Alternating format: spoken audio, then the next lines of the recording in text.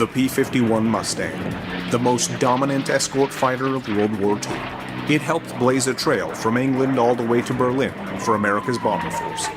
Of course, the Mustang was a revelation. It was a war winner. Its creation was sparked by a mixture of genius and chance.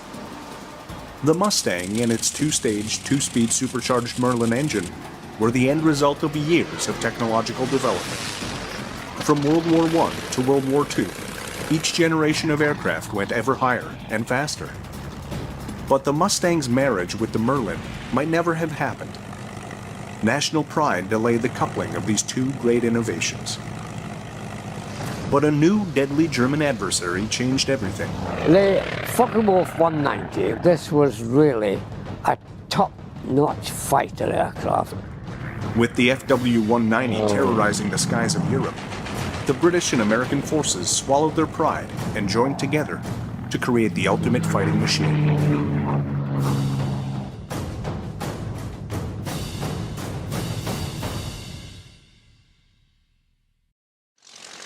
December 17, 1903. The Wright brothers' aircraft, the Wright 1, successfully takes off, initiating the dawn of aviation.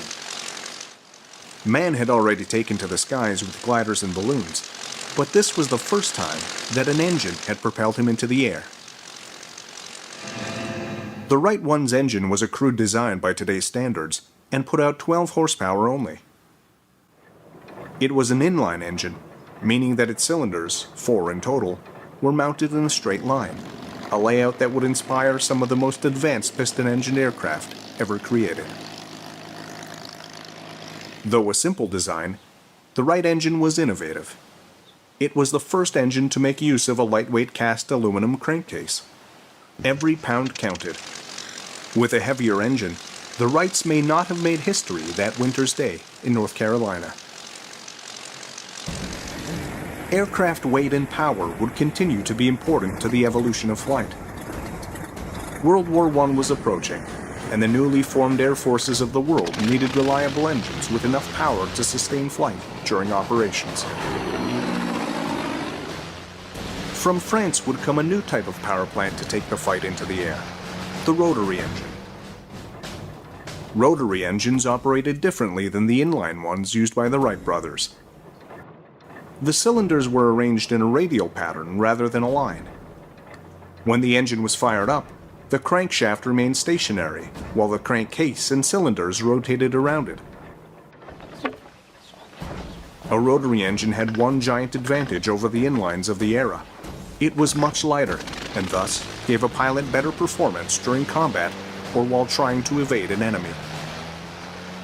However, the rotary engine was not without its shortcomings. It had poor fuel economy, as it was often run on full throttle. It also provided an unpleasant ride. Castor oil was mixed with the fuel mixture for lubrication, with the side effect of heavy fumes, smoke, and an oil shower for pilots. Turns with a rotary-powered aircraft could prove treacherous.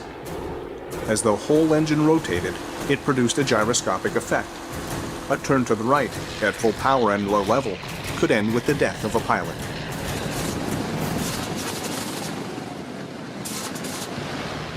Rotary-powered aircraft remained part of Air Force inventories till war's end, but they were gradually supplanted by the inline engine. Inlines based on the same principles as the one found in the original Wright plane kept improving in terms of power and performance. Between the wars and across the Atlantic, a new type of aircraft engine would emerge to dominate American aviation. The U.S. Navy was looking for aircraft to populate its fledgling aircraft carriers. Space on board was extremely limited, but aircraft with inline engines often had lengthy noses. Their engines, built with rows of cylinders, took up too much space on cramped carriers. Rotary engines, though more compact, had too many other weaknesses to be serious contenders for the role. There was, however, a third type of engine. Before the war, there had been limited experimentation with radial engines. At first glance, these appeared to be just like rotary engines. It's only when they are fired up that the difference becomes clear. In a rotary engine, the crankcase and cylinders rotate around the crankshaft. But with a radial engine, the crankshaft rotates while the engine block is static. Radials often weren't as powerful as inline engines, but they were less complicated. They were cooled by air rushing over the engine rather than through a liquid cooling system. This made radials less vulnerable to battle damage, which might rupture the coolant lines. Navy pilots who might have to travel long distances over the ocean to get to a target needed an engine that would be sure to get them home under any circumstance. Most importantly for the Navy, radials were smaller than inline engines, so a greater number of aircraft equipped with them could be stored on board their carriers. The Wright Aeronautical Corporation, a successor to the original Wright Brothers Company, used their aviation expertise to create the first reliable radial engine for the Navy, the J-5 Whirlwind. The J-5 was put on display for the entire world to see when Charles Lindbergh crossed the Atlantic in his Spirit of St. Louis in 1927. His flight solidified the reputation of the J-5 radial as a dependable power plant. The budding airlines of the world were looking for engines to power their airliners and to bring their passengers across continents and eventually across the globe safely. Reliable radial engines seemed to be the ideal choice. Radials would power many of the principal airliners in the history of civil aviation, from the Ford Trimotor to the Boeing 247 to the Lockheed Model 10 Electra. Both the U.S. Navy and U.S. Army Air Corps would rely heavily on radial engines as they built up their inventories of fighters and other aircraft. In the 1930s, the U.S. had just one inline engine in development, the Allison V-1710, an engine that would one day power some of America's great fighters. At the time, relying on radials seemed a prudent decision, but in the years to come, and in the battles ahead, it will leave the U.S. playing catch-up with their allies and enemies in Europe. In Europe in the 1930s, air forces and aircraft manufacturers were looking for speed above all else as they designed the next generation of fighters. Using streamlined designs and powerful V-12 inline engines, they pushed their aircraft to speeds over 350 miles per hour. Their inline engines were not only more powerful, they also helped to create more aerodynamic airframes. Their elongated shapes allowed for more streamlined designs as compared with radials. Inline engines may have been more vulnerable to attack due to their complex liquid cooling systems, but no matter how durable a radial engine is, speed kills in a dogfight. Inline engines were built to provide just that. It was from this European obsession with speed that some of the legendary fighters of World War II were born, including the Supermarine Spitfire, the Hawker Hurricane, and the Messerschmitt Bf-109. Beneath their elegant frames purred ever more powerful inline engines from Rolls Royce and Daimler-Benz respectively. In the middle of 1940, the pilots of the RAF tested their mettle and the endurance of their fighting machines in some of the most spectacular air battles of World War II. Vice-Fuhrer Göring had promised to destroy the RAF and thus facilitate the invasion of Britain. Göring had at his disposal an armada of medium bombers protected by a deadly fighter force. The result of the Battle of Britain during those few vital months of 1940 is well known. There was a heavy toll in fighters and pilots on both sides. British and German engineers tried to squeeze every ounce of power from their engines. Any tiny advantage could be the difference between life and death. With Britain and her industry under direct attack, she looked to her old colony more than ever to provide her with desperately needed aircraft. Even before the Battle of Britain, the British Purchasing Commission had already been shopping for additional aircraft. The US's initial offer of fighters was not well suited for the high-altitude dogfights taking place over Europe. This was partially due to the American engines available. The US had concentrated on radial engine production instead of inline engines like the ones so popular in European fighters. They did have the Allison engine, the V1710. Like the British Rolls Royce Merlin, it was a 12-cylinder inline engine, but it had a complex turbocharger often difficult to fit into an aircraft. To boost power in the thin air at high altitudes, the Allison engine used the heat of its exhaust to power a turbine and thereby increase the airflow and power. One American aircraft, the Lockheed P-38, had the extra space needed to house the turbocharger. It was a big twin-engined aircraft to begin with and had space in its tail booms for the extra equipment. But given the size of the P-38, it wouldn't have fared well against nimble single-engine German fighters in a dogfight. America had other smaller fighters powered by the Allison engine, the P-39 Airacobra and the Curtiss P-40 Warhawk. In both cases, their manufacturers failed to include Allison's turbocharger. The P-39 had an innovative layout, with its engine situated mid-fuselage, behind the pilot. It was designed to house both the Allison engine and the turbocharger. However, a scoop built into the left side of the fuselage to cool the turbocharger was deemed too aerodynamically expensive. Both the scoop and the turbocharger were eliminated from the production design. This change crippled the Aerocobra's ability to fight at high altitudes. In the case of the P-40 Warhawk, a rugged, single-engine airplane, the turbocharger was excluded from the design from the get-go. This limited its optimal altitude to just 15,000 feet, and thus relegated the aircraft to ground attack work. The British Purchasing Commission was still interested in the Warhawk, even with its limitations. They saw it as more of an Army support aircraft. However, the Curtiss factory was running at capacity and could not fulfill the order.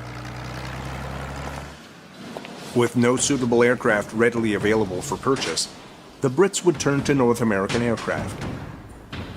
The British Purchasing Commission proposed that North American build the Warhawk under license from Curtiss. But NAA President Dutch Kindleberger had a bolder plan. He guaranteed that he could create an even better airplane, using the same Allison engine, in less time than it would take for him to retool for Warhawk production. The Brits said yes, and the end result was an airplane that may well have changed the outcome of the Second World War in Europe. Back in Europe, Germany was looking for an aircraft to augment the Bf-109. In the Battle of Britain, the Bf-109 and Spitfire were closely matched. But the Bf-109 lacked the range to be highly effective in its escort role over Britain in the summer of 1940. The Luftwaffe had a twin-engined escort, the Bf-110. It had the range to be an excellent escort, but it lacked the maneuverability to defend itself or its charge in a dogfight. It also used two Daimler-Benz 605 engines, making it an expensive sitting duck for British interceptors. Looking for a quick solution to their escort dilemma, the Luftwaffe even considered having the 110s tow 109s into battle to conserve fuel. But in the long run, using two aircraft to perform the role of a single fighter was an even more wasteful solution. What the Luftwaffe needed was a dedicated single-engine aircraft to fill in for the Bf-109 on longer-range missions. And ideally, something to give them a decided advantage over the British fighters of the time. However, the Luftwaffe wanted to have its cake and eat it too. They wanted a new fighter, but they didn't want to sacrifice any of the precious 605 engines meant for the Bf-109. To the consternation of the Luftwaffe, most of the new submissions for fighter designs from German industry were to be built around this very same engine. To solve Germany's escort woes, one man, Kurt Tank, Focke-Wulf's legendary designer and test pilot, did what was almost unthinkable at the time. Since the start of the war, British and German designers had relied upon powerful 12-cylinder inline engines to power their fighters. Tank dared to build Germany's next fighter around a bomber's radial engine. The air-cooled BMW 801 radial engine had plenty of power and had proven reliable in the Ju-88 and Do-217. But radials in a fighter were a rare sight in Europe. It was difficult to build this aerodynamic a fuselage to house them in, as when constructing one for a slender inline engine. Though an unconventional design track, Tank saw two reasons for encouragement.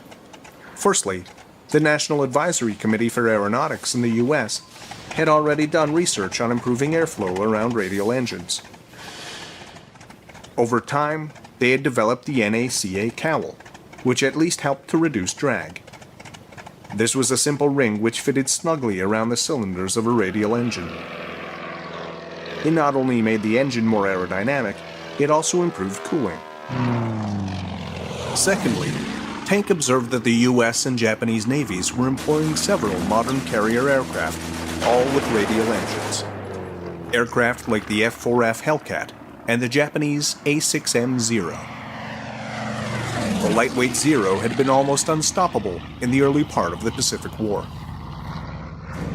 Tank had continued to explore ways of improving his new radial-engined aircraft and reducing the drag effect, although some say his greatest task was selling the radial idea to the ministry. If that was the case, the bureaucrats must have been quickly won over by Kurt Tank's first prototypes. Given the designation the Focke-Wulf 190, and unofficially known as the Butcher Bird, the Luftwaffe's latest fighter was rushed into production. Fortunately for the Allies, the FW-190 arrived after the close of the Battle of Britain. In the summer of 1941, 5 Mark V Spitfires flying over the south coast spotted several radial engine fighters in German markings. At first glance, they were mistaken for US-built Republic Lancers. It was a deadly case of mistaken identity. The aircraft were, in reality, early model FW-190s. The Spitfire pilots who survived the ensuing battle lived to tell just how quickly their comrades had been lost.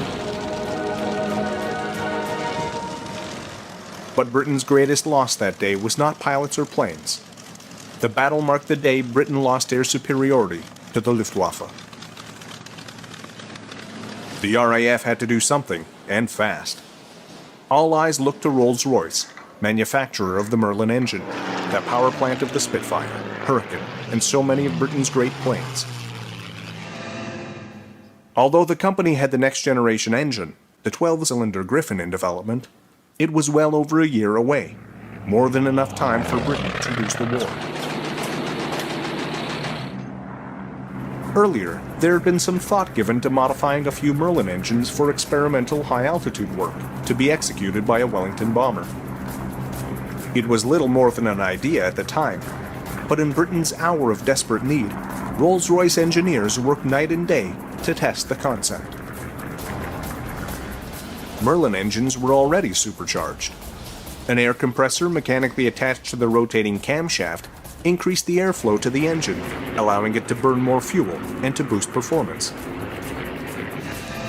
Rolls-Royce engineers had theorized that adding a second supercharger could give the engine even more punch during high-altitude work. Might a two-stage supercharger help the RAF reclaim air supremacy? The end result of the Rolls-Royce experiments was breathtaking. It was almost as if the two-stage, two-speed Merlin was an entirely different engine, when in fact it was just a modification. When the double supercharged aircraft, dubbed the Spitfire Mark IX, finally arrived in June of 1942, the RAF had a rare opportunity to test it directly against a captured FW-190. The test results were far different than the day a group of unlucky RAF pilots ran into a flock of butcherbirds. The two aircraft were virtual equals in terms of performance. Captain Eric Brown, who had flown a captured FW-190, had a chance to test the new Spitfire 9 against the German aircraft in live combat. I'd flown the 190 quite a bit, so I wasn't too frightened. I reckoned I knew what that aircraft could do, and I knew what my Spit could do, so I thought, well, I can handle this guy. Hoping he was somebody just out of training school, but no, I picked somebody who really knew what he was up to. And we had, I would say, a touring and throwing over France, but neither could get a draw beat in the other. We finally realized, as both of us, we run out of fuel. We waggled our wings at each other and departed. And I realized this was really a top-notch fighter aircraft. The RAF had leveled the playing field with the Luftwaffe, at least for the time being. But what the RAF really needed was an aircraft to give them the upper hand. The new Merlin's greatest contribution to the war was still to come, when it was mated with an extraordinary aircraft of American design. Back in the U.S., North American Aircraft had continued to work on a Warhawk substitute, which met the specifications laid out by the British Purchasing Commission. They had specified that the airplane be powered by an Allison engine, that it cost less than $40,000, and that it be armed with 4 .303-inch machine guns. North American answered with the P-51 Mustang. It featured an advanced laminar flow wing for good aerodynamic efficiency and a wide gate undercarriage for safer landing. Pleasing to the eye and to fly, although mainly at lower altitudes, the new arrival quickly gained respect from pilots and ground crews alike. There were some concerns about how the Mustang would fare should it be forced to ditch while crossing the channel. During a water landing, its air scoop, located beneath the fuselage, might flood the aircraft or cause it to overturn. Water tank tests at Saunders Row were initiated to perfect the techniques for ditching the aircraft. Around the same time that the RAF was getting the Spitfire Mark 9 ready for combat, and the FW-190 was dominating the skies, Rolls Royce test pilot Ronald Hawker was tasked with the mission of evaluating all aircraft powered by non-Rolls Royce engines. He was thoroughly impressed with the P-51A, save for its poor performance at high altitude. Like the P-40 Warhawk, it had an Allison engine and no turbocharger. Hawker pondered how the aircraft might perform with the new Merlin engine. The results on paper were phenomenal. According to Rolls-Royce's calculations, with a Merlin power plant, the Mustang would not only outclass any American aircraft, but even new Spitfires using the same engine. Oddly, Hawker had to push for the mating of the Merlin 61 and the Mustang, even though the double supercharged P-51 would have outclassed the FW-190 as well. Hawker finally arranged for the marriage of the two great inventions, and test trials confirmed his hunch. The Mustang was a war winner. The main challenge was to produce enough aircraft and engines to reclaim the skies of Europe. North American would tweak the Mustang design to accommodate the Merlin 61 engine. It was a much more powerful engine, so the original P-51A airframe had to be reinforced. As well, the three-bladed prop was exchanged for one with 4 blades. The addition of plumbing for drop tanks might have seemed a small change, but it would have a great impact on the air battles to come. Packard took up manufacture of the Merlin 61 engines in the U.S. They were designated the V1650s. Packard had arranged a licensing agreement with Rolls-Royce earlier in the war. Ford was originally slated to build American-made Merlins and seemed a perfect choice due to the company's industrial might. But Henry Ford was adamant that his company build defensive weapons only. North American's double supercharged aircraft, the P-51B and P-51C, first took flight in the spring and summer of 1943. Air Vice Marshal Patty Harbison recalls when the Mustangs first arrived at his Spitfire squadron. Well, of course, the Mustang was a revelation. It was a much more comfortable airplane than the Spitfire was. And I have heard people talk about the relative merits of both. They were both war winners. The Spitfire was built as an interceptor. It could outturn a Mustang and it could outclimb it. But it didn't have the legs the Mustang had. And of course, if you can't get to where the fight is, you're not too effective. As P-51 started to arrive in Europe, the war was changing. And the Mustang was the perfect aircraft for the time. The US was taking the war to Germany. They were bombing the German war industry out of business. The only problem was their bombers were being shredded by speedy German interceptors. The US had hinged their hopes on the ability of their bombers to defend themselves by maintaining a tight box formation. When this strategy failed, they were in dire need of an escort fighter. The P-38 Lightning was simply not agile enough to take on the role. Then there was the P-47 Thunderbolt. It was an awesome radial engine fighter, more than capable of taking care of itself in battle. But it had two major flaws. It was expensive, and it lacked the range to take the bombers all the way to Berlin and back. The P-51Bs and Cs arrived just in time. They had been designed to carry drop tanks, and with the addition of a fuel tank behind the pilots, they had more than enough fuel to escort American bombers to Hitler's lair. The Mustang proved more than a match for Germany's FW-190 and Me-109. Slowly, American bombers closed in around Berlin. Suddenly, the Germans found themselves playing catch-up. Kurt Tank's FW-190 with a radial engine found it difficult at higher altitudes where the bombers roamed. Tank swapped its radial engine for an inline. The long-nosed aircraft was nicknamed the Dora. The Focke-Wulf Dora, the later Dora, was a magnificent fighter with an engine change, not really any structural changes other than those to accommodate the engine. But what it meant was, here was an airplane that could keep up with the hunt as the years of the war progressed. So from 1942 right up to the end of the war, the Focke-Wulf 190 was in the top grade of fighter or fighter bomber. The P-51 Mustang also continued to evolve as mechanics and engineers incorporated changes based on the feedback of pilots who had tested the plane in battle. Its canopy went through several permutations. The British swapped the original one for a sliding Malcolm hood, similar to a Spitfire's for improved visibility.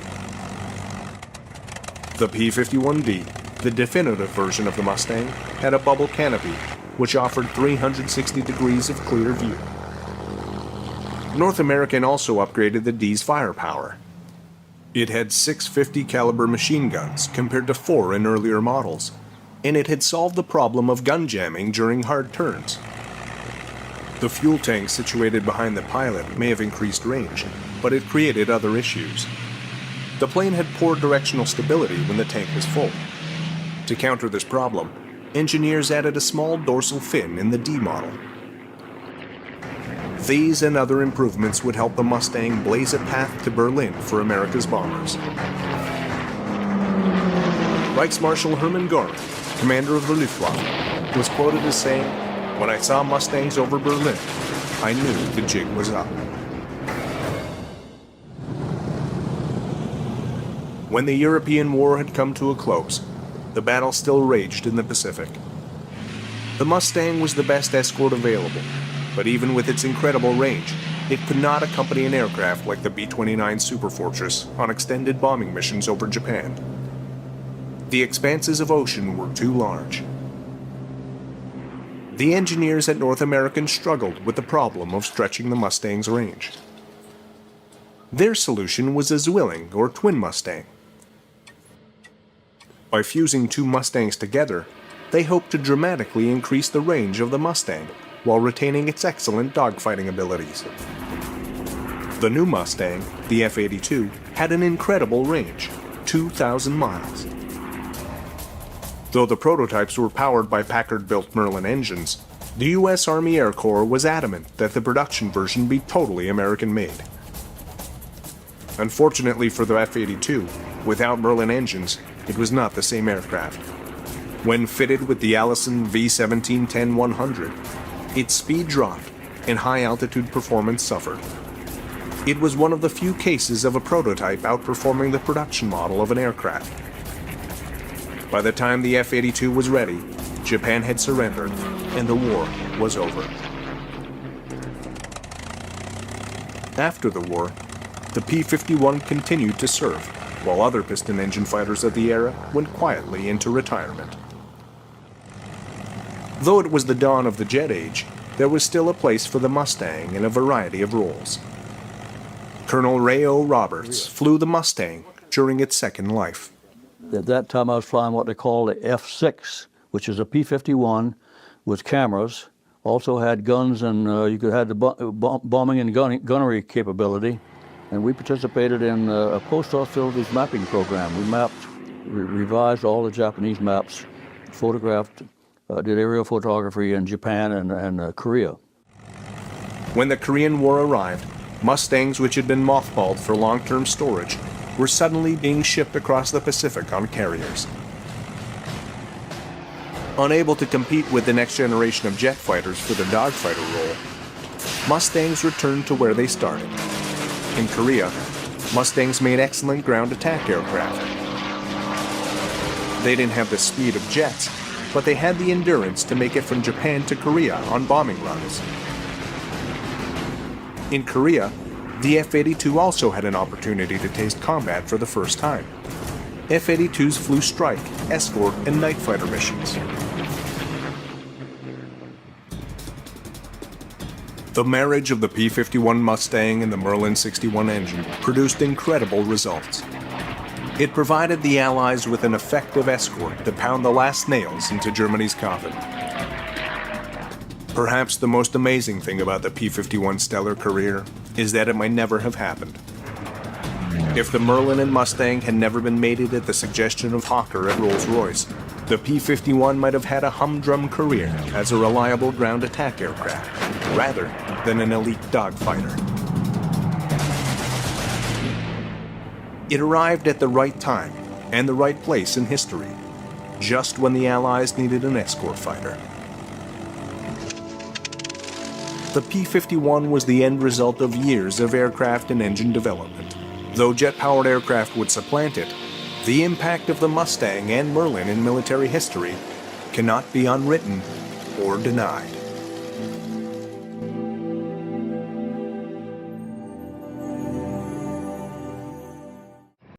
At the Farnborough Air Show in 1949, barely 4 years after the war ended, Britain presented an impressive array of jet aircraft. Some were purely military, others experimental, and there were even some airliners converted from piston engines to the new jet technology. Perhaps the best crowd pleaser was the advanced de Havilland Comet turbojet airliner. Elsewhere in England, other types of jet airliners were being developed, but these were somewhat different. This is the Vickers Viscount airliner. When it first came into service in the early 50s, it quickly became a success. One of the main reasons for the Viscount's ever-expanding order book was the aircraft's Rolls Royce Dart turboprop engines. However, the Viscount wasn't the only contender, nor was the Dart the only turboprop engine available at the time.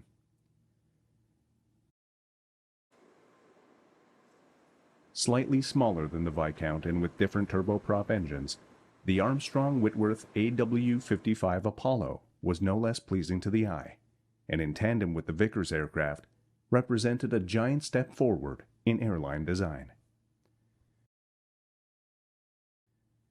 The target market for both aircraft was the short to medium routes of the emerging post-war airline industry. With government backing British industry, they had something special to offer with the revolutionary turboprop engines. The concept of a conventional jet having its exhaust thrust converted into turning power for traditional propeller blades was brand new, and it made for extremely economical and very smooth running. There were two early examples, the Rolls Royce Dart and the competitive Armstrong-Siddeley Mamba. The Apollo's designers favored the Mamba, whereas Vickers chose the Dart. Construction of the Apollo started in Armstrong Whitworth's factory at Baggington Airport in 1948. Baggington had been bombed during the German Blitz on Coventry. It was used as an RAF fighter base during the war years, but now it would be used as part of Britain's critical export drive to repay the war debt. There were grounds for optimism as the country refocused its industry. Only 3 years earlier, manufacturers had produced Spitfires and Lancasters by the thousands, and for a time, most of the skilled aircraft builders were still on hand. One of the more notable features of the Apollo's Mamba engines was their narrow diameter. Slender and aerodynamic, they complemented the aircraft's aesthetics. However, the smaller engine housings that accompanied the Mamba did not provide for an area to store the landing gear in flight. This meant that the main wheels had to retract into the fuselage, consuming valuable space. However, the Mamba still showed great promise. Apart from anything else, it had already powered a trainer, the Athena, which was actually the first production aircraft to employ a turboprop engine. Also, early tests suggested good performance. In 1948, a 500-hour test run confirmed the engine's durability. After this, Armstrong and Whitworth were sure that they had a winning combination. The AW-55 Apollo prototype was designed and built to accommodate a crew of 3, 2 pilots and 1 cabin crew. Passenger seating could be configured for up to 31 people. However, a slightly longer version for production had also been discussed, as well as a military version for troop transport. Construction on the Apollo progressed until its rollout in April of 1949. This sleek, fully pressurized airliner was a far cry from the utility fighters and bombers the industry had produced just a few years before. On the 10th of April, Apollo aircraft serial number VX-220 took to the air from a grass field at Baggington Airport. Its first flight lasted just half an hour, and the results were less than impressive. The first problem was that the Mamba ASM-2 engines failed to produce the 1,200-plus horsepower expected, which were indeed needed to meet the aircraft's performance requirements. The 800 horsepower that was actually recorded was far short of what was anticipated. Subsequent test flights also demonstrated numerous flaws in the airframe design. Improvements were constantly made until a critical flight test to Paris and back was undertaken on the 12th of March, 1951. Still, problems persisted, with the Apollo having a flawed airframe and the Mamba engines remaining underpowered. In June of 1952, all further development on the Apollo was abandoned, and the only 2 examples ever built were used for research work at Boscombe Down. This left the Vickers Viscount the undoubted winner, and it was this type that also went on to become one of Britain's all-time airliner export earners, with 445 built. The redoubtable Rolls Royce Dart turboprop engine was even more successful, with over 7,000 engines delivered to numerous customers up until 1987, 41 years after its first test. For a while, the Armstrong-Siddeley Mamba had no such success, but then again it certainly wasn't a complete failure either. Rather, with improvement, it morphed into several different life forms, each one displaying considerable and unexpected ingenuity. At about the same time that the Apollo was under construction, the Royal Navy and Fairey Aviation were developing a truly remarkable anti-submarine aircraft. The Fairey Gannet shared the same problems as many carrier-borne aircraft. It had the performance needs of 2 power plants, but this usually meant the high risk of possibly having to land with one engine not functioning. This type of asymmetric approach is highly dangerous for the aircrew. The second consideration for Fairey's designers was the significant economy that might be achieved on long missions if one of two engines could actually be turned off, and yet still leave the plane with the same balance as a single-engined aircraft. Armstrong Siddeley thought that they might have the answer. The very narrow diameter of the Mamba turboprop might now prove most useful if two could be assembled side by side, driving two contra-rotating propellers, both able to be turned on and off independent of the other. The Double Mamba, as it became known, was a major success, providing Gannet pilots with two jet power plants in an aircraft that had great range and at the same time was safe to land even with one engine down. Because of its Mamba engines, the Gannet became a much trusted maritime aircraft, which went on to serve in a number of other countries. With nearly 350 of all types made, it wasn't so far off the numbers of Viscounts delivered, although the Vickers plane had 4 turboprops as opposed to the Gannet's 2. Still, the versatile Mamba had much more to offer. By removing the gearbox and the propeller drive, Armstrong Siddeley were able to present a conventional turbojet. With a few more deletions and economies, this evolved into a so-called expendable power plant, and it transpired that there actually was quite a market for a short-life jet engine. It was named the Adder. Post-war Western governments knew that they might have to deal with Soviet forces that would include jet aircraft. Target practice on anything flying less than in the high 500 miles an hour range would be useless. Equally important, a target would have to be able to fly up to a height of 50,000 feet and get there quickly, since most drones only have a limited flight time.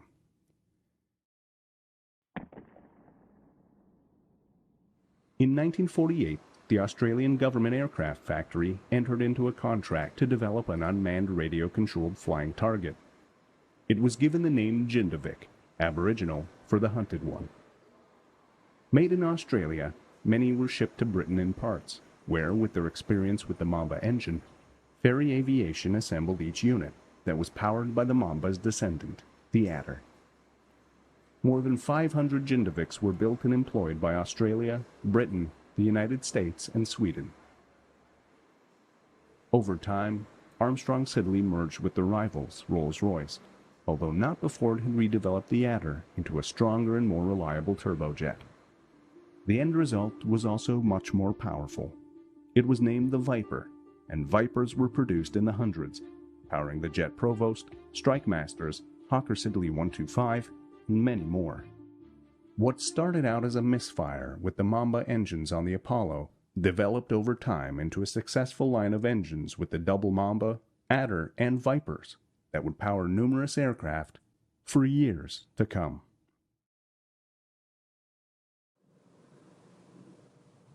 In 1923, Frank Whittle joined the Royal Air Force.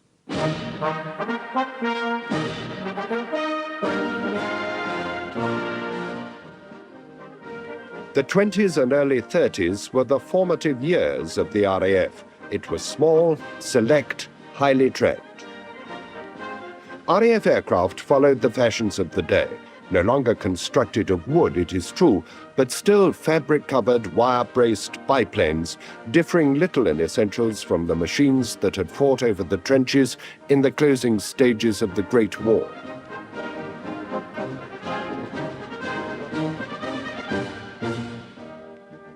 On joining the RAF as an aircraft apprentice, Frank Whittle was trained as an airframe rigger, a trade he was never in fact to practice, for on completion of the 3 years course, he was selected to a much-coveted cadetship at the then newly created RAF College at Cranwell, where he learned to fly and was duly commissioned as a pilot. So I first went solo on the Aero 504K, and then on the Aero Lynx, then from there to the Bristol Fighter, then the DH-9A, and then on to the Siskin in my last term. To be an RAF pilot was in those days a most agreeable position for a young man, flying from neat grass airfields all graced with well-appointed messes, a chain of exclusive flying clubs stretching from Britain across the Empire.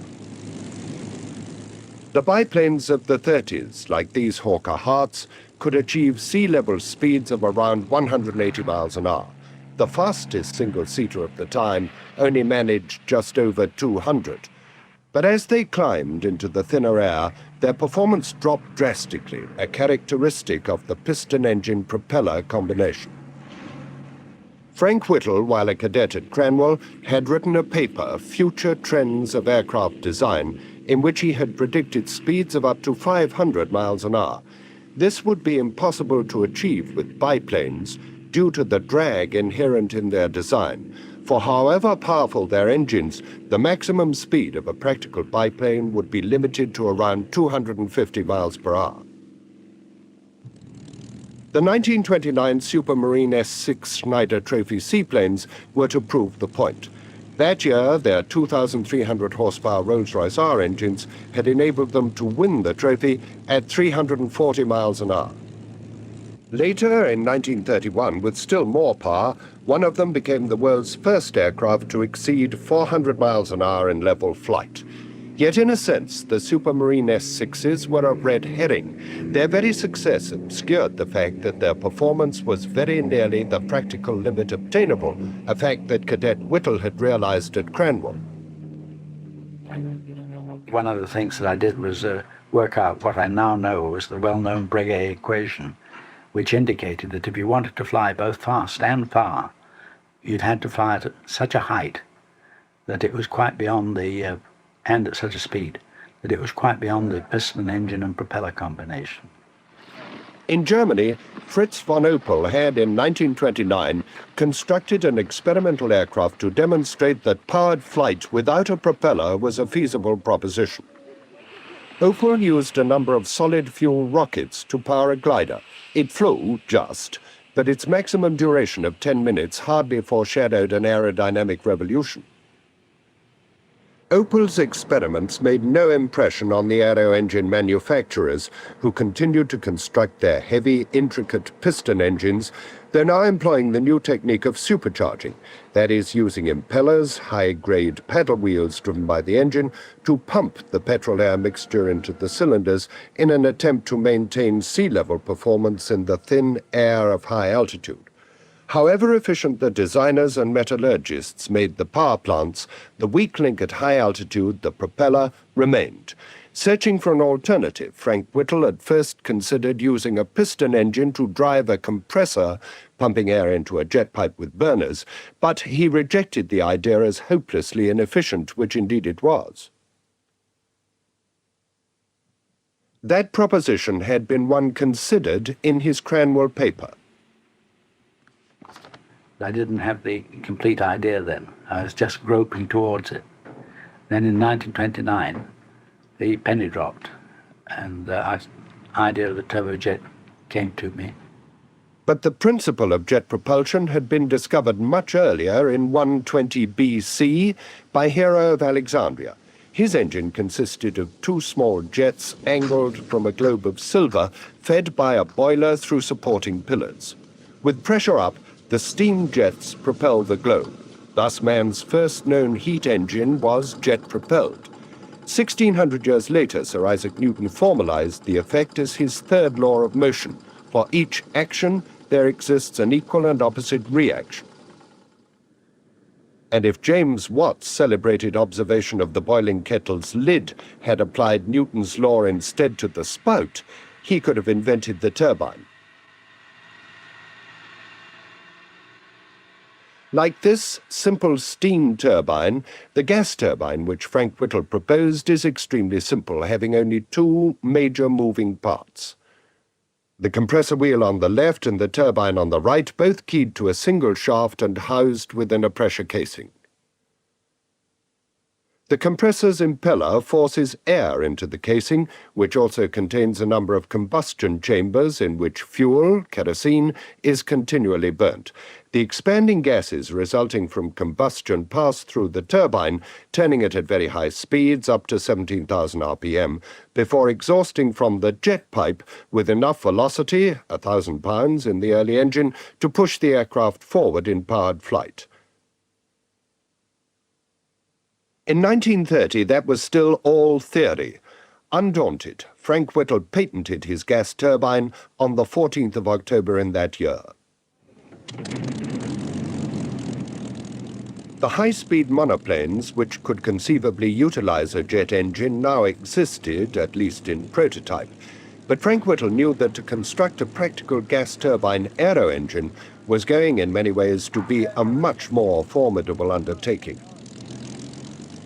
The massive 36-litre Rolls Royce engine, which had powered the Schneider Trophy seaplanes, had required the most intensive research, not only into the very special chemistry of the fuels, but also into the then unknown territory of high-pressure supercharging. Rolls-Royce, with the aid of the Royal Aircraft Establishment, finally, after a great deal of work, managed to achieve a supercharger that could efficiently compress the mixture to twice sea-level atmosphere, and that in 1929 was considered to be very good going indeed.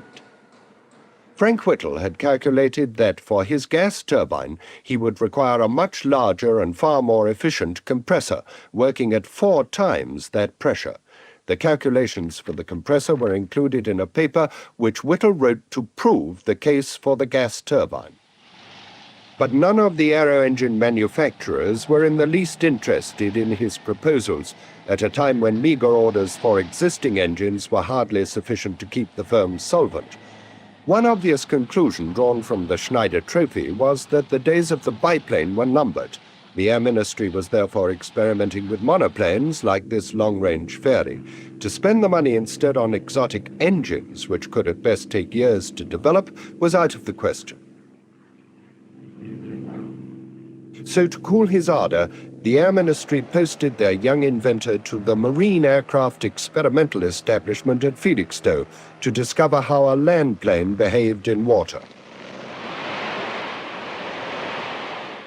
Frank Whittle also made 47 experimental catapult launches. One was to prove memorable, where his passenger was thrown out but managed to grab hold of the tailplane as he left. I took a quick glance over my shoulder, and I saw there was a body on the tailplane, but I didn't know it was my passenger. Until I found I wasn't losing control entirely. I got the stick right forward, full throttle. I took a more collected look and saw that it was my passenger, who then was struggled round into a sitting position with his back against the fin wire. And when he saw me look round with his helmet blowing out and his cheeks blowing out, he gave me a thumbs up sign with his spare hand. The other one was holding onto the fin. And I saw him go, okay. I thought to myself, well, you may think you're okay, old boy, but we can't get down. Because every time I tried to pull the throttle back, I couldn't hold up his weight. He couldn't turn either, due to his passenger leaning on the rudder, which was embarrassing since a German liner was dead ahead. The question was, could I get back onto the water before I flew into the side of the ship? I managed it. The German ship turned to port, which was taking a bit of a risk in those shallow waters. This was just off the Isle of Wight. in the summer of 1932, Whittle was posted to an engineering course at Henlow, which he passed with 98% marks. He then went up to Peterhouse College, Cambridge, to read for a mechanical engineering tripos. During those 4 years of study in that biplane era, Frank Whittle deplored the lost opportunities and had, by 1936, begun to face up to the reality of the continued rejection of his gas turbine engine. I began to think it was before its time. In fact, I allowed the patent to lapse. And then along came Dudley Williams, now Sir Rolf Dudley Williams, or at least he wrote to me first. And then I saw him afterwards. He said he thought he could raise some money to get the thing going. And he and a partner did, in fact, manage to contact a small outfit called, commercial bankers called Falcon Partners. And they agreed to put up some money. And as a result of that, Powerjets was formed in March of 1936. But before the company was actually formed, Falcon Partners agreed to place an order with the BTH for the manufacturing drawings of an experimental engine. To this day, Sir Frank still has the original drawing board, which was in 1936 Powerjet's principal asset. The first jet engine was drawn on that. The BTH first drawing I wasn't satisfied with, so I did a half-scale drawing on this board, and that was the basis of the experimental engine. power jets had no staff except me. And I was on loan from the Air Ministry as a squadron leader. So the initial practical work was contracted out to the British Thomson Houston Company at their Rugby's steam turbine works, where gradually the strange engine took shape. Casing, combustion chamber, the impeller of the compressor, and the turbine. By the 12th of April 1937, the engine stood complete and ready for testing. The question nobody liked to ask was, would it work? When we first tried to start it up, we certainly succeeded. I was on the controls, and we got the thing running up to 1,000 RPM, and I got a signal from one of the fitters that there was a light up in the combustion chambers, and I signaled for the speed to be raised to 2,000 RPM, which was done with an electric motor. And then I opened the main fuel control to get it going under its own power, and it certainly did. It accelerated out of control, and so did everyone standing around. Except me, I was paralyzed with fright. I thought maybe we'd got something which we couldn't control. It went up to about half full speed, up to about 8,000 RPM, and then fortunately stopped accelerating. The reason was that there was a lake of fuel had collected in the combustion chamber which we didn't know anything about. On its second run, the engine seized solid at 12,000 RPM. It was rebuilt and then run up to 13,000 RPM with, Sir Frank remembers, a noise like an air raid siren. After those early test runs, the BTH management, not unreasonably, decided that a move to a rather more rural location was perhaps desirable. In the village of Lutterworth, the company owned a derelict property known as Ladywood Works, the name being a great deal grander than the location. Oh, God, it was terrible. It was an old, disused iron foundry. They were rickety old floors. Old Whittle had an office rather like a rabbit hutch, you know, and it was a really terrible place. It had one test bed, as I remember. I can't remember what the workshops were like, but it was a pathetic setup, really. With delays caused by the move and the chronic shortage of everything, especially money, it took a year to rebuild the engine, which seized up, to be yet again rebuilt in its third and final form, to become the prototype of the engine which would eventually fly, with the 10 interconnected combustion chambers. These were to prove one of the most difficult components of the engine to get right. This is that original Whittle engine, the first in the world to run, now preserved in the Science Museum, London. Incredibly, in spite of being constructed from salvaged parts, it ran remarkably well. It was getting up to speeds of about 16,500. By the time we were getting it to this stage, it had been through so many mishaps that it was really a heap of junk. And so when I look back on it, it rather surprises me that we got it up to 16,500. That was in June 1939. By then the Germans had annexed Austria and the Sudetenland of Czechoslovakia. The Munich crisis of September 1938 had passed, and of the peace in our time, then predicted by Neville Chamberlain, just 3 months remained. Since 1933, when Hitler first came to power, the Luftwaffe had been training and growing, secretly at first, then openly, until by 1938 it was revealed to have achieved and surpassed parity with the RAF. There was to be little doubt as to the quality of the Luftwaffe. For example, the Stuka dive bomber, which was soon to spearhead the Blitzkrieg, and the Ju-88, conceived in 1935 as a Schnell bomber, a bomber with the performance of contemporary fighters.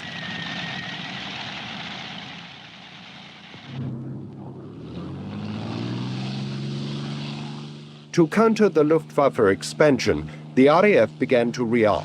In 1936, the prototype of R.J. Mitchell's Spitfire had flown, as had the Hurricane, and both were now in full production to re-equip the fighter squadrons of the RAF, many of which were to fly biplanes until mid-1939. In the 12 months' grace between Munich and the outbreak of war, the long years of neglect of the RAF were to some extent made good.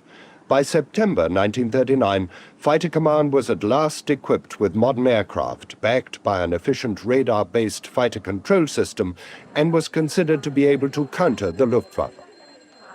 However, if anyone at the Air Ministry had thought that the German aero engine industry might have made the transition from their turbo superchargers to a gas turbine and be producing a German jet, then their appreciation went unheeded.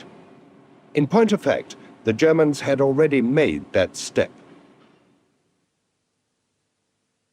It was the experimental Heinkel 178, powered by a jet engine designed by a young physicist from Göttingen University, Hans Pabst van Oene, who in 1936 had approached Ernst Heinkel with a proposal to build a gas turbine. Heinkel agreed to provide the facilities and finances for van Oene to build an experimental turbine which ran on hydrogen. The turbine produced only 176 pounds of thrust, but it impressed Heinkel sufficiently for him to back the development of a flight engine. With the backing of a large aircraft factory, the engine, similar to Frank Whittle's, was built and bench-tested by the winter of 1938. On completion, the engine was installed in the specially built HE-178, which was ready by the 27th of August 1939 to make the world's first gas turbine-powered flight. Van Oene remembers the day well. Well, we had a short airfield. Wasitz had already, the day before, taxied the aircraft, and he thought he could make it. It was an early morning, slightly foggy, but only very slightly foggy. And he accelerated. It worked without any problem. He lifted up, and then we lost him because he went on straight, and we didn't hear anything anymore. And so we waited, and then 5 minutes, a very long time. Then he came back, then he curved around, and we wondered why he is not landing. And so we felt, oh, he feels very good there. But the fact was that he couldn't really see, because the glare of that fog, he said, was terrible. The sun came up, and when he wanted to land, it was such a glare he couldn't really exactly see the airfield. So he made several rounds until he could really safely set down. Test pilot Wasitz, Heinkel and van Oene celebrated with a champagne breakfast, perhaps a little prematurely, for 5 days later Germany was at war. In stark contrast to the plenty enjoyed by van Oene, Frank Whittle struggled with his single battered engine and was in those last weeks of peace suffering from an early example of catch-22.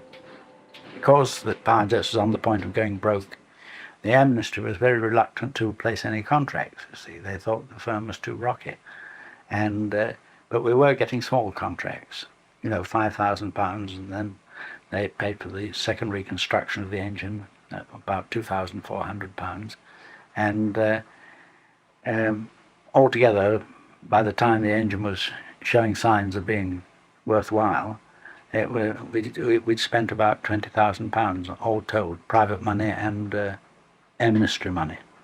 But the real turning point was when the Director of Scientific Research came to Lutterworth, where we were testing the engine, and saw it run up to 16,500 RPM. And he became, for the first time, completely sold.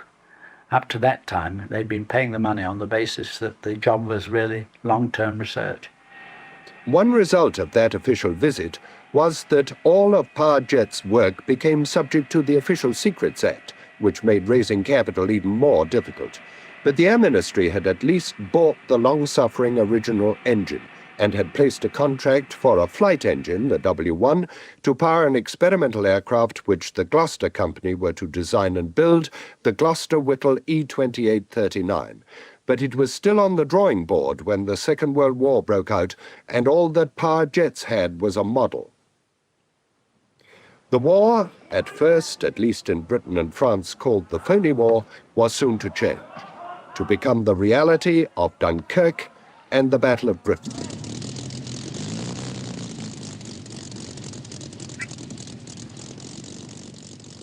That summer, Frank Whittle and his small staff still had the problem of finding an established aero engine manufacturer, for although the E-2839 had yet to fly, it now had a successor, a twin-engine fighter, eventually to be named Meteor, to follow the purely experimental Gloucester Whittle.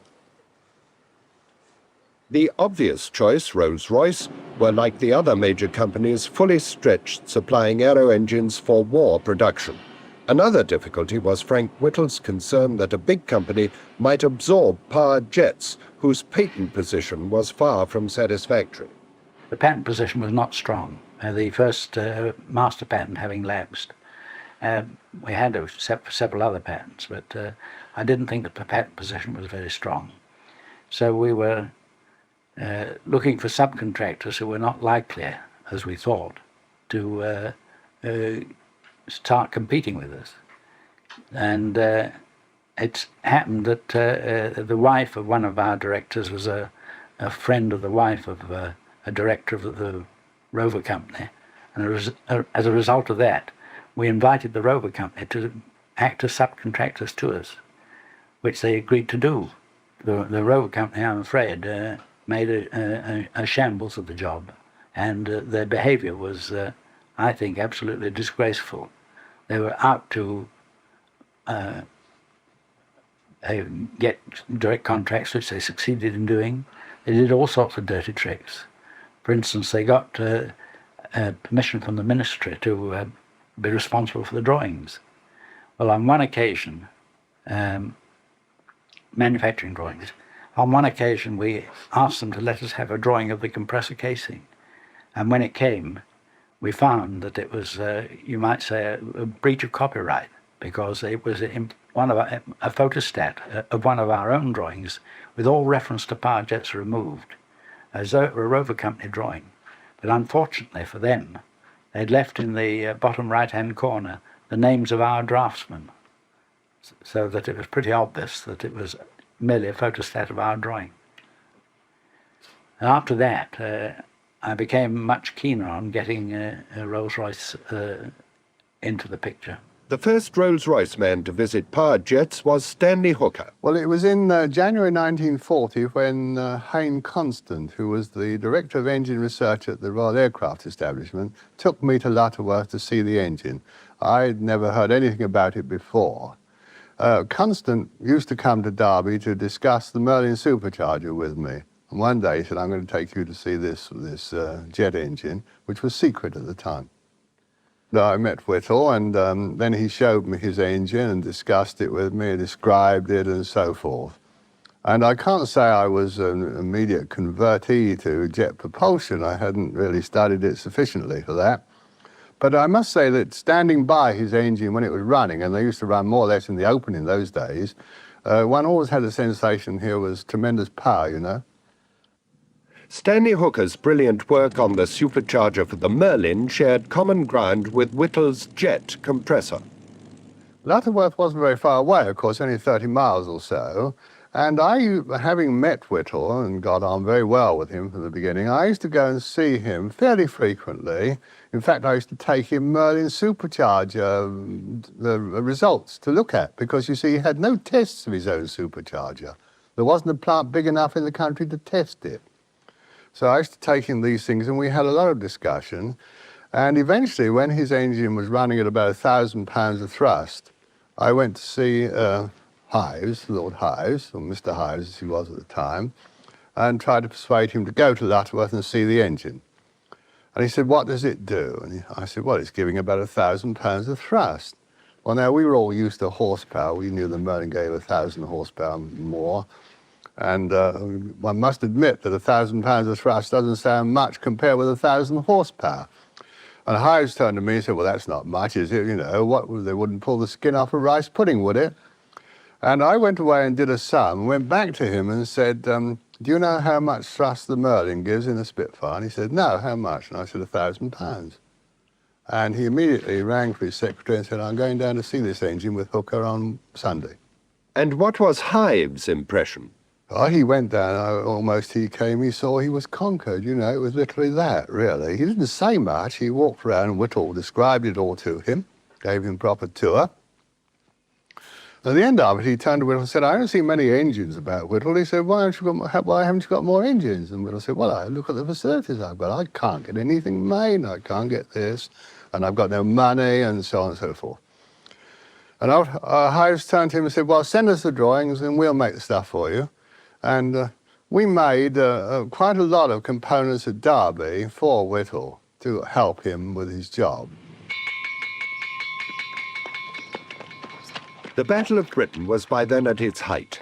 The epic victory of the Spitfires and Hurricanes requires no retelling here, but it is pertinent to ask, if Frank Whittle had been better supported, could a developed British jet have made any difference to the struggle? In the absence of German jets, probably not.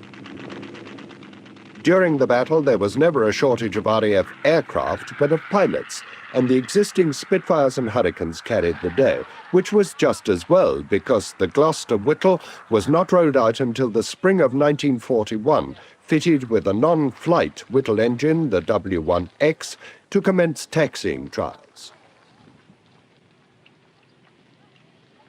It was really a lash-up engine, which is why we call it the W1X, W1 Experimental. And that was used for the taxiing trials of this aeroplane. It was taxied at Hucklecote on the 7th of April 1941 by Frank Whittle. He opened the W1X engine to 13,000 RPM, but the grass airfield was soggy and the best speed obtained was a mere 20 miles per hour. The next day, Gloucester's test pilot opened up to 15,000 RPM, and it was clear that the flight engine should provide adequate thrust for flight. As it was, it would seem that the W1X also had hidden reserves, as witnessed by Bob Fielden. Then the pilot, Jerry Sayre, did just a short hop on the grass airfield, jet-propelled. So it really was one of the moments of my life. And I might record that afterwards, one of the other pilots, Mr. Michael Daunt, said to me, "Thank God it flew straight." I said, "What on earth do you mean?" He said, "Well, we all thought it was going to squib around like a squib firework." The W1X engine used for the taxiing trials was removed from the aircraft and sent to the United States, and the 1,000-pound thrust W1 flight engine was installed in the prototype. Ground running had proved that the W1 engine would have no difficulties providing the minimum thrust, around 900 pounds, required for flight. This unique colour film of the original E-2839 was taken by a Powerjets engineer, Matthew Nathan, after the first flight made at Cranwell just 40 years ago. On the day, 15th of May, 41, the weather during the day was too bad for other than taxiing trials until the evening. And then Jerry Sayre just tweaked the end of the runway, ran it up to the maximum speed that the ministry would permit, which was 16,500, holding it on the brakes, let go of the brakes, and he was off in 600 yards and just disappeared from sight in the clouds and was flying for about 17 minutes and then came in doing quite steep gliding turns as though he'd been flying the airplane for weeks. There were depressingly few to witness the event, and the only known record of that historic occasion is a still photograph and a fragment of 16mm film shot in defiance of the Official Secrets Act by an unknown amateur. What are Sir Frank's memories of that day? Well, someone slapped me on the back and said, "Frank, it flies." And I suppose I was tense or something, and my comment was, well, that was what it was bloody well supposed to do, wasn't it? The marked lack of official interest on the occasion of the first flight still rankles with Sir Frank 40 years on. Only a group of, from Powerjets and a group from Gloucester's, and the group from Powerjets included the resident technical officer from the ministry. But there were no official representatives. And what I think was rather a scandal, there was no attempt to make any official films of the whole affair. And so no good film of those first flights exists. By contrast, there exists excellent film of Germany's second jet, the twin-engined Heinkel 280. The construction and first flight of their original jet, the 178, had been so secret that not even the German Air Ministry had been aware of it. After the successful test flights became officially known, orders for 9 prototype 280s followed, with the promise that if satisfactory, substantial production orders could well follow. In a remarkably short time, von Ohain, backed by the full facilities of the Heinkel works, had designed and built a new turbojet, which gave 1,250 pounds of thrust on the bench to power the new aircraft, itself in many ways a most advanced concept which can claim a number of firsts.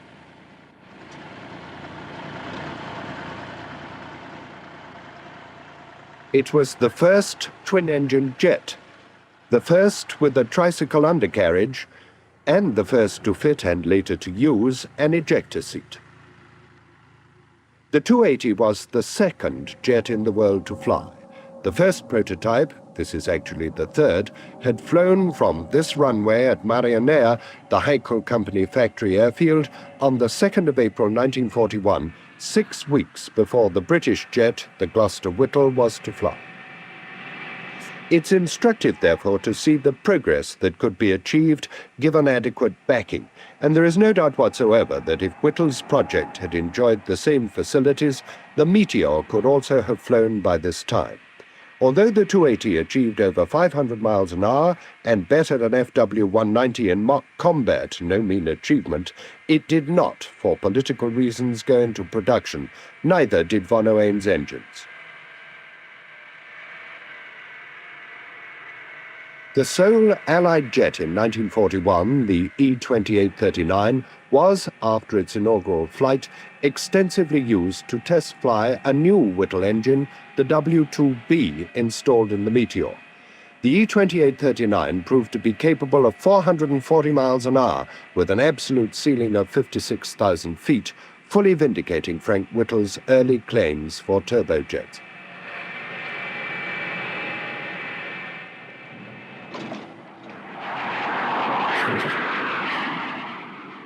However, the Whittle W-2B was to prove a most difficult engine to develop. I think many members of the team wished that we had gone ahead with the W1 air-cooled engine, W1A, rather than pushing ahead with the more advanced W2 series of engines, because the W1 engine had flown successfully, 10 hours flying with a brand new aircraft, brand new propulsion system, and never with the engine covers open once. And that, I think, must be an all-time record in aviation. That success of the E-2839 led in some ways to an over-optimistic program for the Meteor. The ministry required 1,200 Whittle engines and 500 airframes. The question concerning Frank Whittle was who was to produce the engines.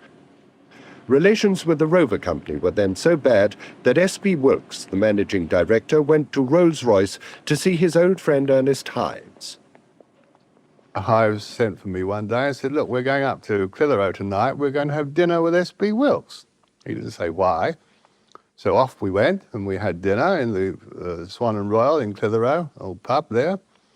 And after dinner, old Hives turned to Wilkes with his usual abruptness and twinkle in his eye, always did it humorously, really. He said, you know, you're making a hell of a mess of this jet job, aren't you? You don't get on with Whittle. And Wilkes said, yeah. He said, well, I don't know what you're doing with it. He said, you grub about on the ground, you know. It's an aircraft engine, it's our meat, not yours. I'll tell you what I'll do. I'll give you our tank engine factory at Nottingham. You give me this jet job. And Wilkes said, I should be glad to get rid of it.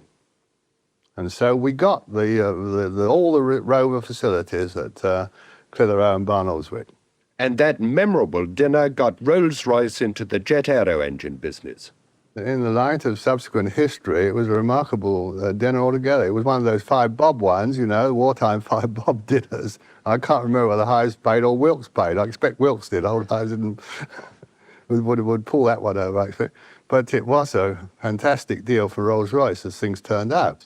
Next day, the two men went to the Rover jet production factory that Rolls-Royce had just acquired. And Hives looked around and said, this will do as the experimental shop. Forget about production. We've got to get this engine right first, and then we'll produce it as easy as easy. The resources of what was, and arguably still is, the greatest producer of aero engines in the world was now at the disposal of power jets, with foundries able to cast intricate parts in steel or high-duty alloys, virtually unlimited stocks of high-grade steels and other metals, together with a large and highly skilled workforce able to utilize to the full the facilities available. A certain urgency was now attached to jet engine production.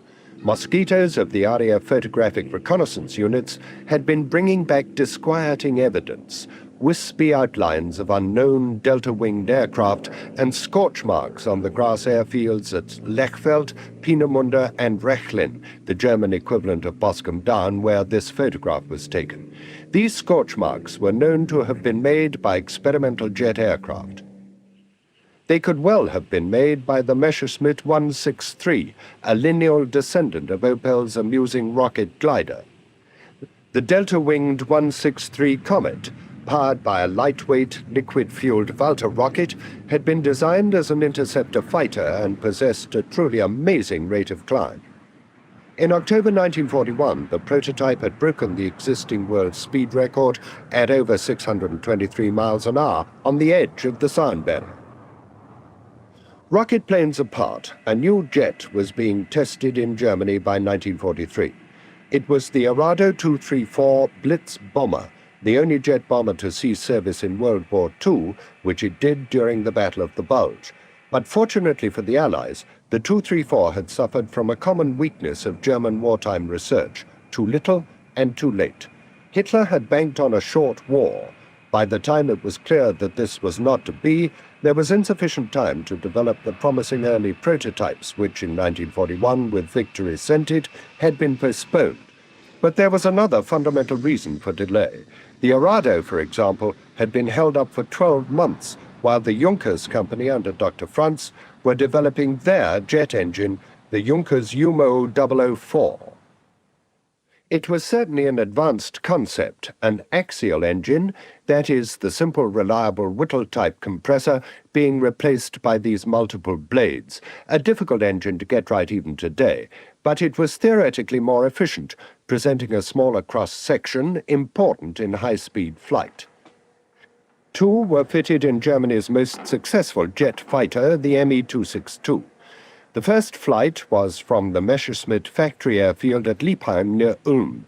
The date was July the 19th, 1942, and the pilot, Flugkapitän Fritz Wendel, who, in the absence of a propeller slipstream over the elevators, had to apply the brakes at 112 miles an hour as he passed a white line across the runway. He was later to report, "Immediately I touched the brakes, the tail lifted. The turbojets ran like clockwork, and indeed seldom have I been so enthusiastic during my first flight of a new aircraft." In fact, the 262 was tricky. The first two prototypes had flown with piston engines. This, the third prototype, was the first to fly on jet power alone. It had engines which required very careful handling. Too much throttle and the turbines burnt out, or the compressor stalled. Another unpleasant characteristic of those early axial engines was a pronounced lag in throttle response, which called for a very carefully judged landing approach. After the 17-minute first flight, test pilot Wendel slipped past the Gigant gliders that had been constructed in 1940 for the invasion of Britain, with just enough power on for a perfect approach and touchdown. But the moment he closed the throttles, no doubt in some relief, both jet engines immediately caught fire due to excess fuel igniting in the jet pipes.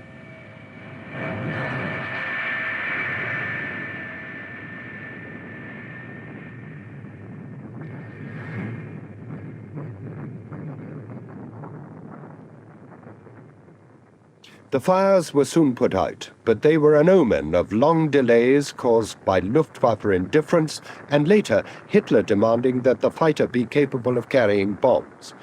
There were other problems with the engine. and Tu-62s were not to see action until October 1944 to intercept the high-flying B-17s of the U.S. Army Air Force. Out of 1,500 built, there were probably fewer than 100 Tu-62s operational and never more than 15 serviceable at any one time, all flying with engines that were so underdeveloped that more Tu-62 pilots were lost in flying accidents than in action. Nevertheless, had they been available in sufficient numbers with an engine as well developed as Whittle's, they could have made even the losses to the U.S. 8th Army Air Force unacceptable. As it was, they joined the Luftwaffe's piston engine fighters in the great air battles over Germany in 1944, and Tu-62s accounted for at least 100 American bombers shot down. I'll do at 2 o'clock. Watch him, Scotty. At that time, the only operational Allied jets were 16 Meteor 1s powered by Rolls Royce Merlin engines developed from Whittle's design.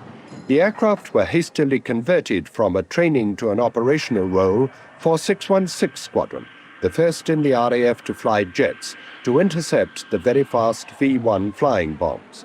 The first jet-versus-jet combats followed during the summer of 1944, though, admittedly, they were a little one-sided.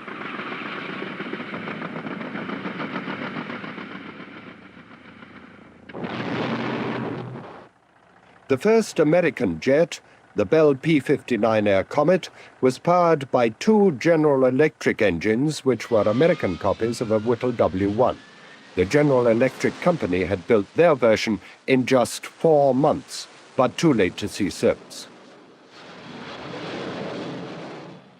In September 1944, the Minister of Aircraft Production, Sir Stafford Cripps, visited Power Jets, and Whittle suggested the nationalization of the entire jet aero engine industry. What I visualized was a single cohesive unit with Power Jets at the hub of it, you see. And I even thought it possible that I would be the chief engineer of the whole business, since we'd started it, and our engines were, in my opinion, still the best. Sir Stafford came, saw, and confiscated. The only company to be nationalized was Power Jets itself, whose staff thus became civil servants. It was a blow to Frank Whittle, for with the end of the war within sight, the Miles Company had designed the M-52, which was to have been Britain's first supersonic research aircraft, to be powered by a Whittle-designed engine, which would have been the first ducted fan. This and other projects were under intensive development. But the fate of the M-52 project began a fashion to be followed by successive governments.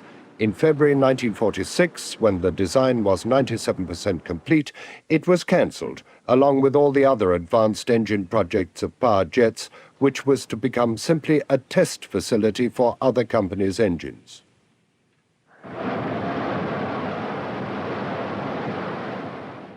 We were forbidden to design and make engines.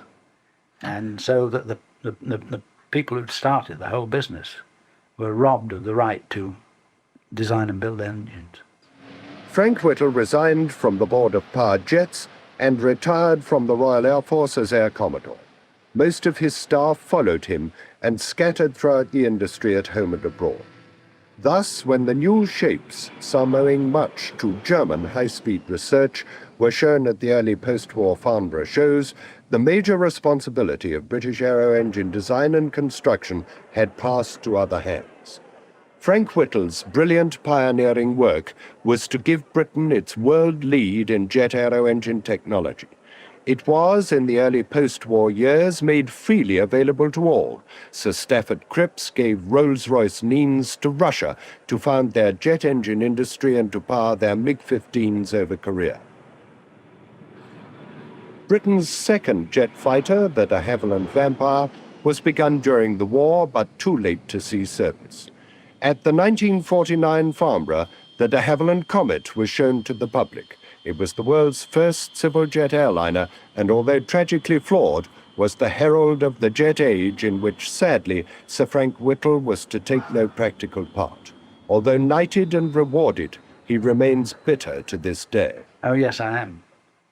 It But I'm most bitter about firstly, the fact that the policy mismanagement delayed the use of the engine in the war. It did go into operation, but in quite a limited way. Didn't have any material effect on the war. I was bitter about that, because it needn't have been so.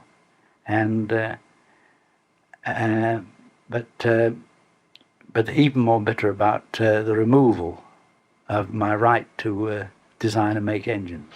And one consequence of that was that the ducted fan, which is now practically universal, the turbofan, was delayed for at least 6 to 10 years.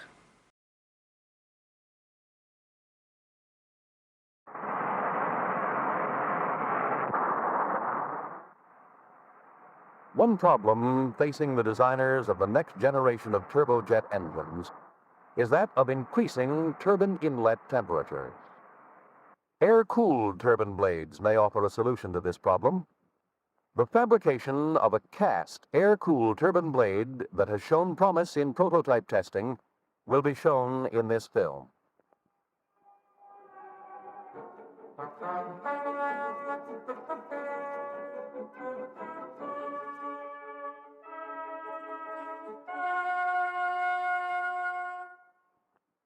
This blade was made using a modification of the lost wax casting technique, a process to provide long, slender holes for cooling passages was developed by the Lewis Flight Propulsion Laboratory of the National Advisory Committee for Aeronautics.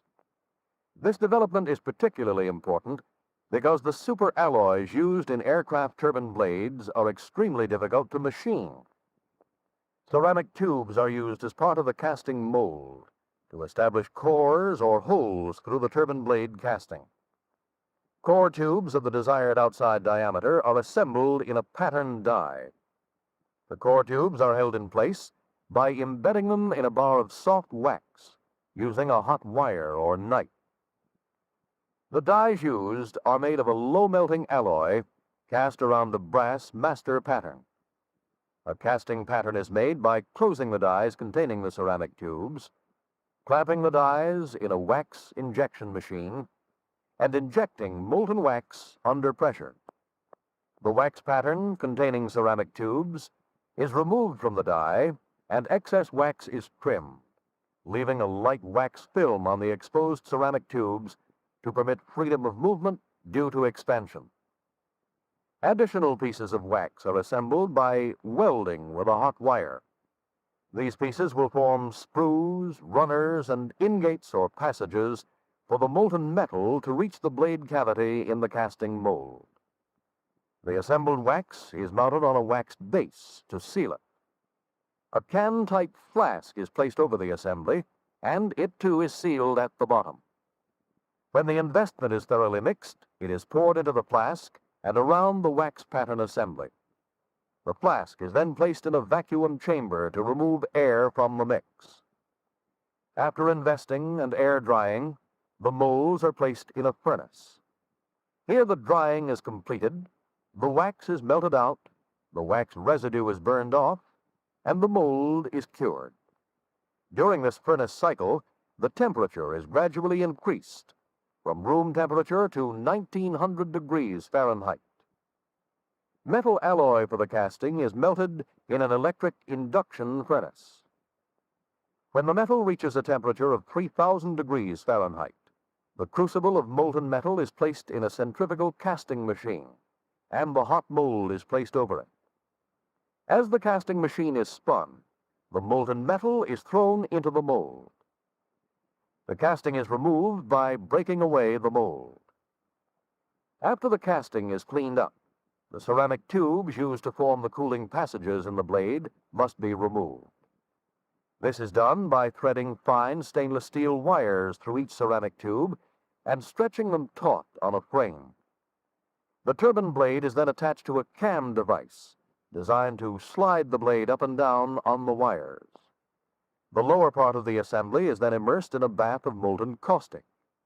This helps to remove reaction products and introduces fresh caustic to the bore of the tubes, and hence accelerates the solution and removal of the core tubes.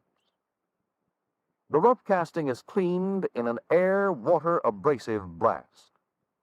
A suitable base configuration is then ground, and the blade is ready for testing in a research facility. The process you have just seen illustrates a principle that has been effective in producing long, thin-cored holes in castings. This process may be useful in fabricating turbine blades to be used at very high turbine inlet temperatures.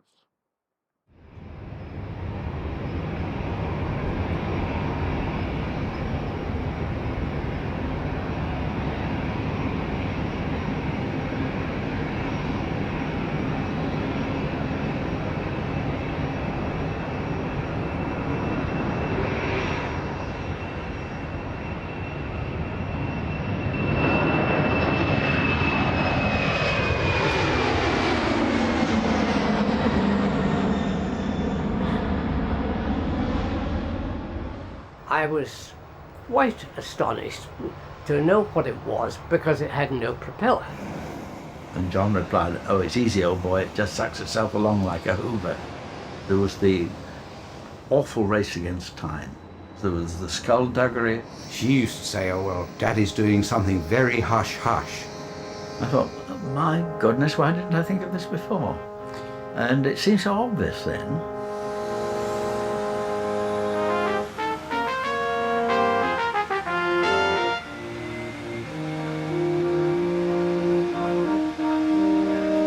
A small English church is the last resting place of a man who didn't just change the face of the earth.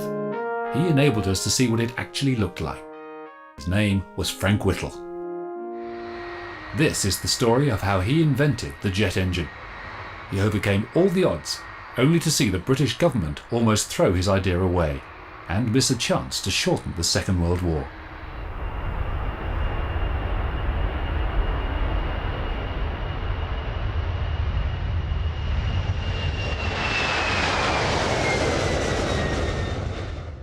I was born on June the 1st, 1907 in Coventry. My parents were working class. My father was a foreman in machine tool manufacturers. I lived there in Coventry for 9 years, went to an elementary school there. And then the family moved to Leamington Spa because my father bought a small, very small, engineering outfit called the Leamington Valve and Piston Ring Company. And I really did get my first engineering experiences there because I helped him sometimes for, I think it was about 2p an hour or something like that, making slots in valve stems.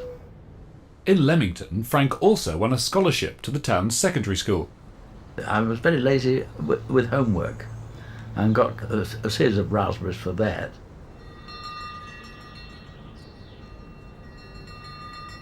But at the end of term, I would often do quite well. For instance, I'd come top of maths, something like that. I never did win a prize at school. But I did an awful lot of private study. I used to go down to the library in Leamington Spa and study all sorts of things which are not in the school curriculum. And that was where I first started to learn about gas turbines.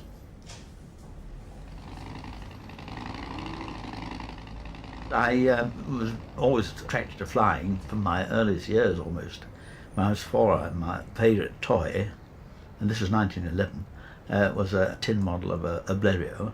And my heroes were people like Captain Albert Ball and Major McCudden and so on, the VCs of the First World War, and I just wanted to fly.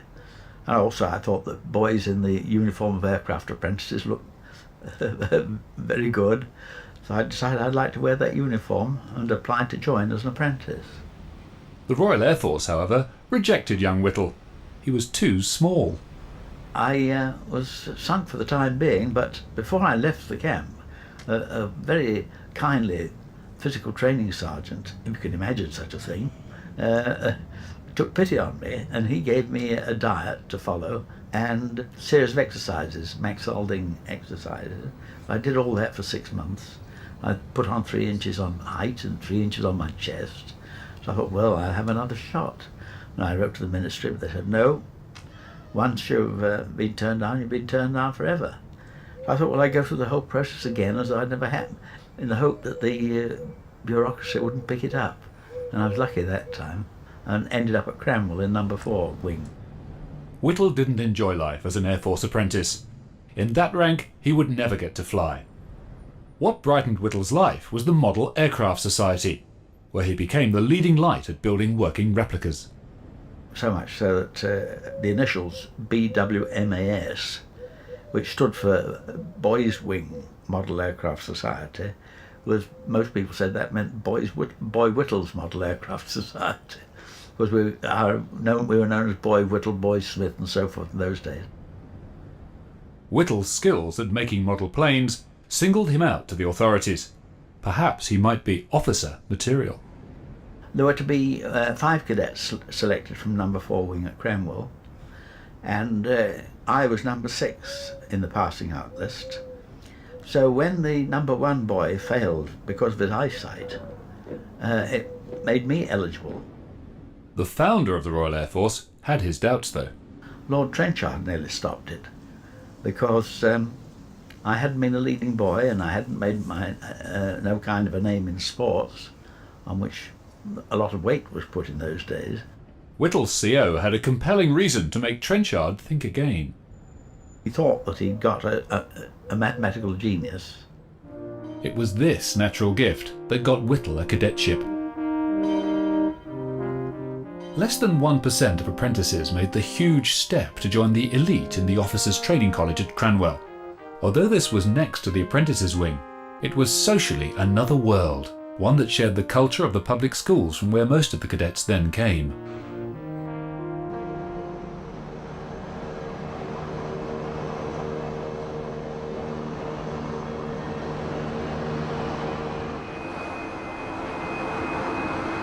In the bleak Lincolnshire countryside, Frank Whittle's life now took a new direction.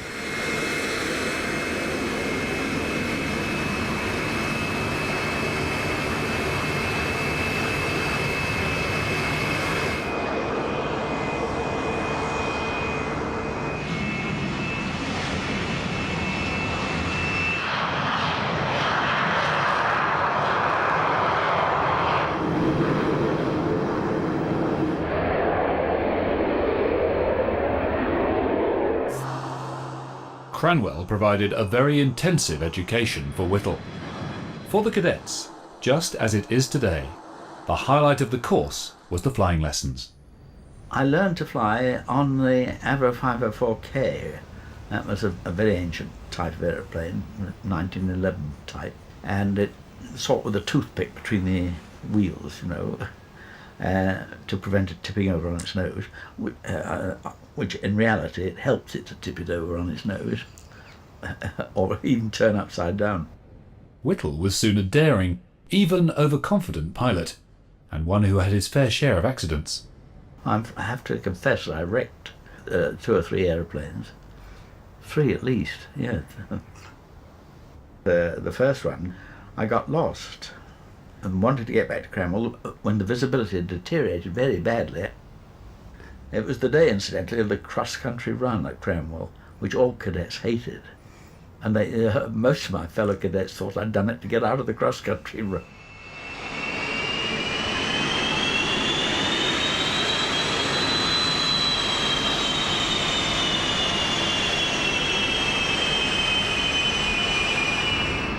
In between learning to fly and studying at Cranwell, Whittle first conceived the idea that would make him famous. It all started with a student thesis. All cadets had to write a thesis, and I chose future developments in aircraft design, rather ambitious, and rather concentrated on the engine side. But the main thing in that thesis was that I arrived at what I now know was the well-known Breguet formula. I wasn't familiar with it at the time, connecting speed, range, engine efficiency and so forth. And to me that meant that if you wanted to go very fast and far, you would have to go very high, heights of 50,000 feet, that sort of thing, at heights where the piston engine obviously wouldn't work, and at speeds where the propeller wouldn't work. So it was I started to look for a new kind of power plant. Whittle prepared this paper during the first half of 1928, but his findings at Cranwell were the fruit of the 5 years he had by now been training there. My Cranwell thesis, when the professor marked it, he wrote on it, in effect, because he didn't really understand it, but he gave me 30 out of 30, which I thought was quite satisfactory. Whittle envisaged flying speeds of 500 miles an hour, at a time when propeller planes struggled to reach 150. These machines were noisy and shook the pilot terribly. That's because their engines were actually car motors on a bigger scale, with many moving parts. Whittle felt an aesthetic dislike for such power plants. The problem with the piston engine as you go up height, even though you supercharge it, is that the power drops off as the air gets thinner, and there eventually comes a point where it won't generate enough power to turn itself over against its own friction. Whittle's idea would use the same principle as a balloon filled with air. When this escapes, every child knows what happens. But it wasn't clear how an engine might recreate such a force. I considered a piston engine driving a fan inside a hollow fuselage, and then thought, well, why not throw that piston engine away, up the compression ratio of the fan, and substitute a turbine for the piston engine. And there was the turbojet. By now, Whittle had left Cranwell, but his search for this solution had preoccupied him ever since. It didn't come to me out of the blue for the simple reason that I've been trying to find it for 18 months.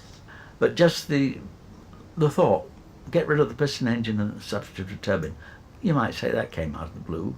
Whether I was having a bath or whatever at the time, I couldn't tell you. Whittle's plan proposed just one moving part. This would be a shaft with a compressor, driven by a turbine at the other end. It would work like this. The compressor spins round, sucking air into combustion chambers at many times atmospheric pressure. Here, this air is mixed with vaporized fuel and ignited. The hot gas created expands through the turbine, turning the shaft, and escapes into the atmosphere. It is this continuous force which propels a jet aeroplane along. The turbojet concept brought with it so many natural advantages. A very big factor in favour of a jet engine was that when you went up high, the air temperature was very low, very cold, and that benefited the compressor a lot. It meant that you could get much better conditions for the compressor. And the other thing is that in a normal turbine, the velocity coming out of it is wasted. In the case of the jet engine, that was completely used. After the idea had come to me, I thought, oh, my goodness, why didn't I think of this before? And it seemed so obvious then. This was Whittle's moment of genius. He had seen the future of powered flight, and he was a pilot officer, aged just 22. I was at the Central Flying School at Wittering, doing the flying instructors course. One of the instructors there was W.E.P. Johnson, who became a very good friend and colleague in later years, and he'd been trained as a patent agent. And he became very interested in my proposal. He thought it would work, and he helped me to draft a patent. Have you ever patented anything? No, I don't know a thing about it. Does a patent both publish and protect? That is the whole point of patents. But one thing's essential. File a patent application before touting the thing round, otherwise you haven't a hope. I'll tell you what, let's rough out a specification now. Fine, what do we do? Well, you make a rather better sketch and I'll get on with the clever bit, the writing. Okay. Armed with his patent, Whittle offered his idea to industry. No one thought it could ever work. According to the theories of the time, there was this fundamental difficulty with gas turbines, inefficient compressors, inefficient turbines, and the other big snag was the materials then existing in 1929 wouldn't stand temperatures of more than, say, about 500 degrees centigrade. But I knew, or felt pretty confident, that they would evolve in the normal course of development, and of course they did. The positive young officer also went to London to put his revolutionary concept to the Air Ministry.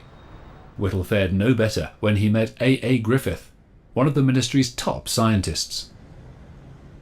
I went to see Dr. Griffith and another scientist at South Kensington, explained the idea. It was very coolly received. Griffith pointed out an error in my calculations, and it was all rather depressing, you know. And then after that, I got a letter from the Air Ministry saying, in effect, that they weren't really interested and so forth. It didn't help that I hadn't then received an engineering degree. Soon after this rejection, Whittle seemed to have more bad news. After I completed the flying instructor's course, I very nearly got posted to number 4 FTS, Abu Sweir in Egypt. That would have been a real nail in the coffin of the jet engine if that had happened. Fortunately, the posting was changed. Whittle remained in Britain and served a year as a flying instructor. These were happy times for him. In May 1930, he married Dorothy Lee. During this period, he also got the chance to develop his exceptional flying skills. He was now one of the RAF's best pilots, and was chosen to fly in the Hendon Air Pageants, where he thrilled spectators with his skills at crazy flying. These were the red arrows of the day, and Whittle loved entertaining the public this way. At this time in Germany, a young scientist was eagerly looking forward to his first trip in an aeroplane. His name was Hans von Ohain. I always dreamed about the beauty of flying. My first flight with a commercial airplane, I believe it was a 3-engine Yonkers, was a great disappointment. It was so noisy and so vibratory that I felt the piston engine and propeller is not the good propulsion system. The elegance of flying is destroyed by it. The sight of smoke rushing from chimneys inspired von Ohain to think, if that force could be created by a turbine, maybe he could make a smoother aero engine. High speed was not the primary goal. To me, the smoothness and low noise was more the starting point of my thinking. But as I thought about it, I noticed that, as a matter of fact, it will be capable of driving the airplane faster. Britain's Air Ministry had declined to keep Whittle's patents a secret. Freely available, they quickly made their way to Germany, just as the Nazis came to power. These patents were widely read in German aviation circles, at the same time that Hitler was rapidly building a new Luftwaffe. Whittle's idea aroused no such interest in Great Britain, and his own jet engine remained stillborn, yet the Royal Air Force was certainly keen to nurture its inventor. After 4 years, every general duties officer had to specialise. He was given a choice between engineering, radio, navigation, physical training and so on. But I didn't get a choice because, having been pestering the Air Ministry with inventions, they just said to me, "You will be an engineer." Though they'd stopped sending officers to Cambridge, they decided that I should go. So I went to Cambridge in September 34 to take mechanical sciences tripos. Once at university, Whittle applied every piece of learning to his idea for jet propulsion. I had got the feeling, rather, that I might be ahead of my time. With the extra knowledge I gained at Cambridge, I did become rather more aware of the difficulties. Then this letter arrived in the post, which says, "My dear Whittle, this is just a hurried note to tell you that I have just met a man who is a bit of a big noise in an engineering concern, and to whom I mentioned your invention of an aeroplane sans propeller, as it were, and who is very interested." He's jotted a note at the top of the original letter. He says, "This letter changed the course of my life and triggered a revolution in aviation." And it did, because this letter rescued the turbojet idea in this country from oblivion. The writer was Rolf Dudley Williams, an old friend from Cranwell. He visited Whittle at Cambridge with another former officer named Collingwood Tinling. And they approached me with the idea of forming a company and getting on with it, and they succeeded. A merchant bank was the catalyst. Falcon Partners were approached by an intermediary, an engineer named Bramson. William Tinling got in touch with him, and he got in touch with Falcon Partners, and Falcon Partners commissioned him to write a report on the whole project, which he did, and it was wholly favourable. Bramson's report, you might say, was another of the big key points in the whole story. He'd been very much involved with aviation. He was a pretty skillful aeronautical engineer. And his report inspired Falcon Partners to go on with the job. And in March 1936, they formed the company called Turbojets Limited.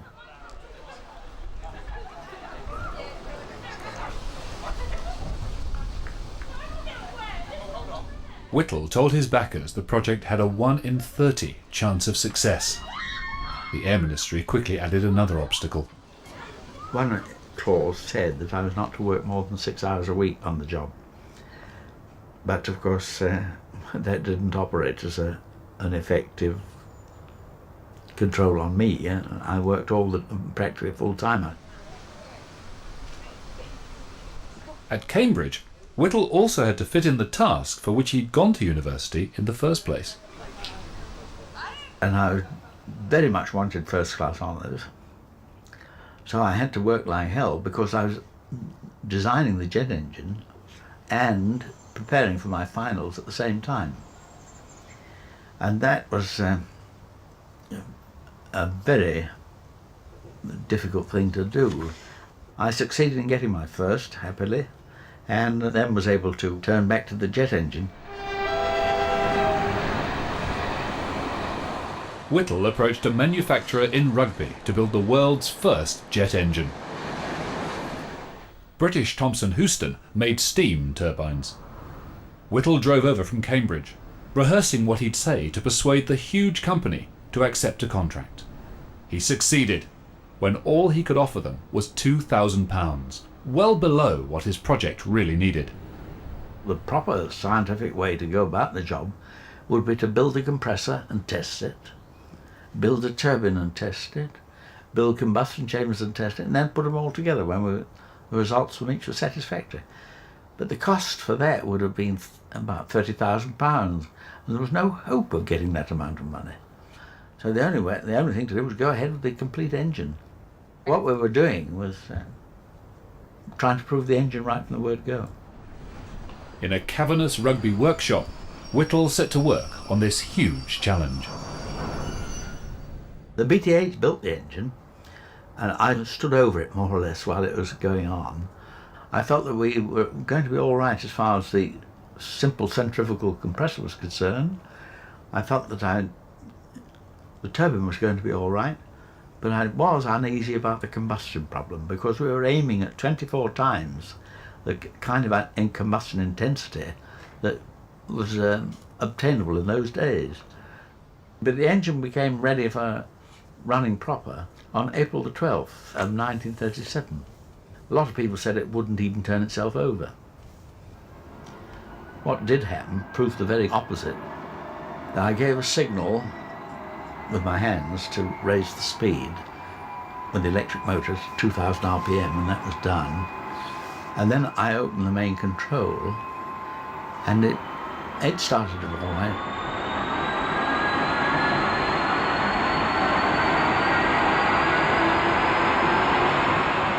It accelerated out of control, and so did everyone standing around it. They all went down the factory like the wind. I didn't, because I was petrified with fright. I just couldn't move.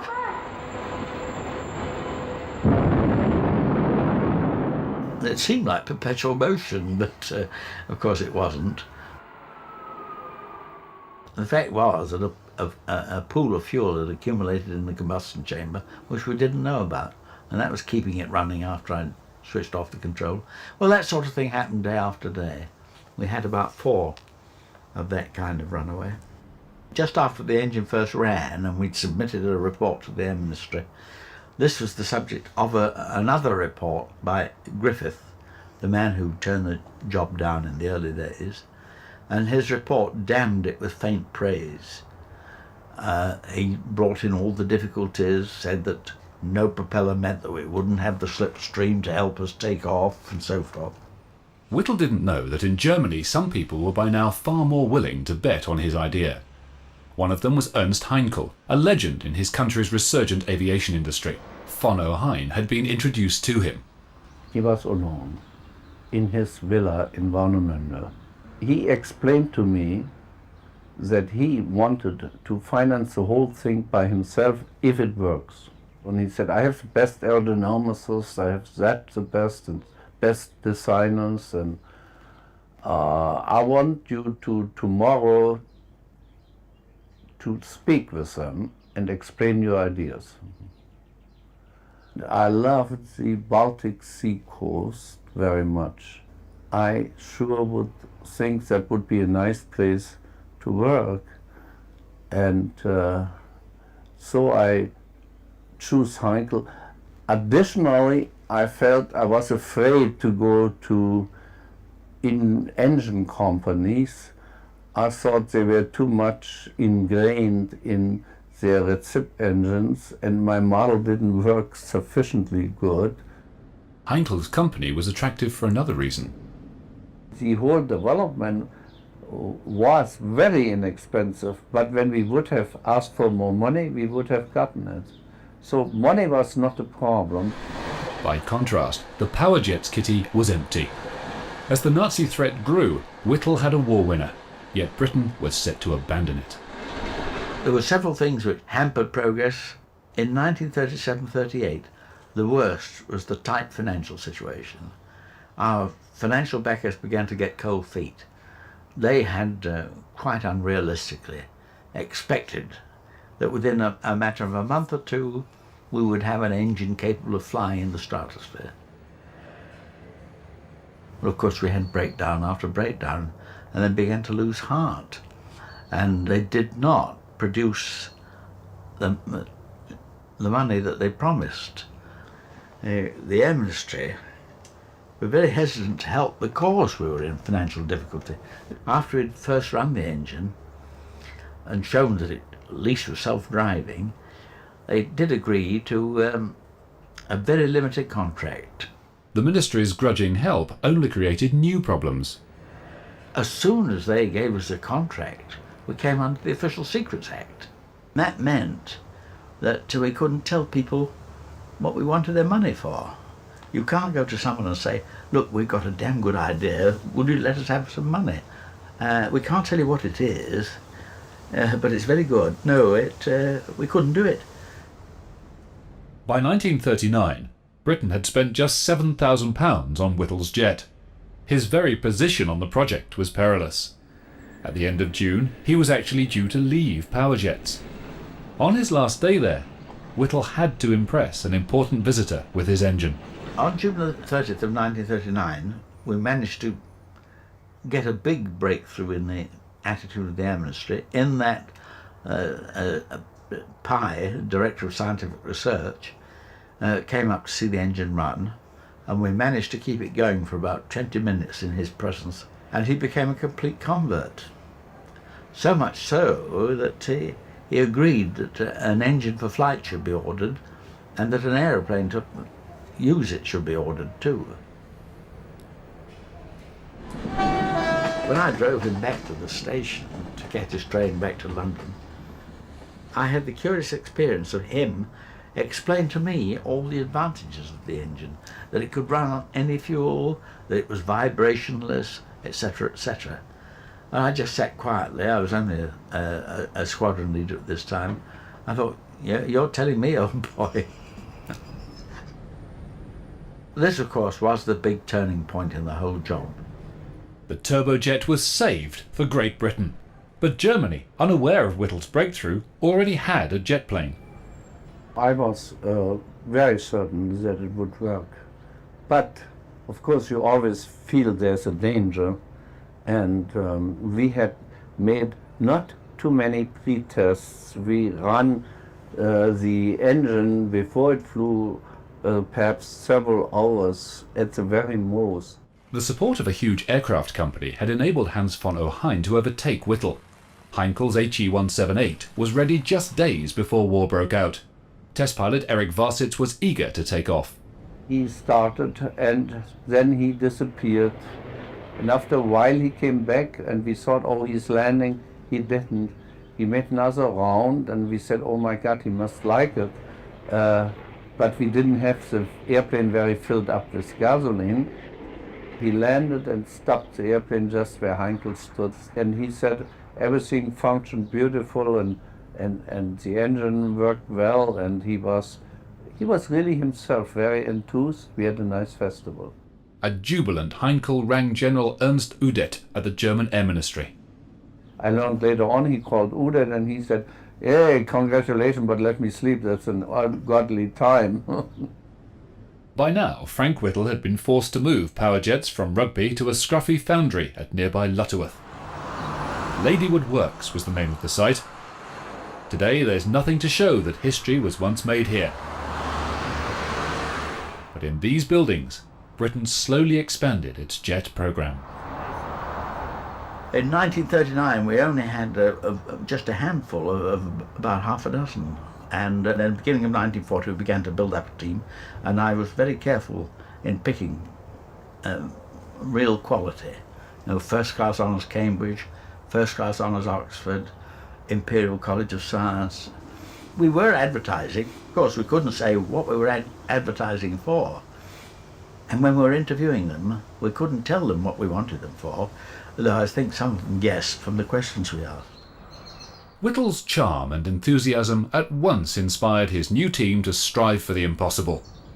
The noise and lack of space at Ladywood forced Whittle himself to work at Brownsover Hall, a country house nearby. Here he worked through the night, desperately aware that his work could shorten the war, and drove himself to nervous exhaustion. My memory of him really was just somebody always working.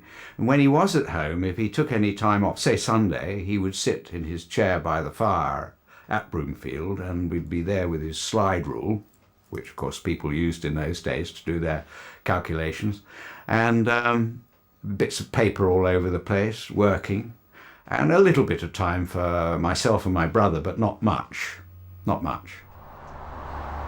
As Britain entered its most critical phase of the war, the expanding team at Ladywood was galvanised by a new order to prepare engines for a prototype jet fighter.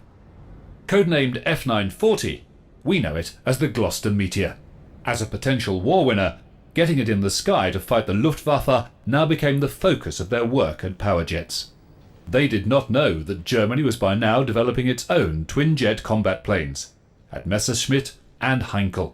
The country's prototype jet, the HE-178, had not been a success, but its last flight was exploited to the full by its maker. Heinkel invited the Air Ministry to come, and the highest who came was Udet, and somehow Heinkel used that possibility to offer a new design of a two-engine fighter aircraft. And actually, he got the contract about 2 months later. The plane was the HE-280. The Nazis wanted it in 14 months. Heinkel passed this demanding deadline to von Ohain to build its jet engines. Well, Heinkel wanted things very fast. He was very optimistic, very positive, but a little bit unreal and unrealistic in his time schedules.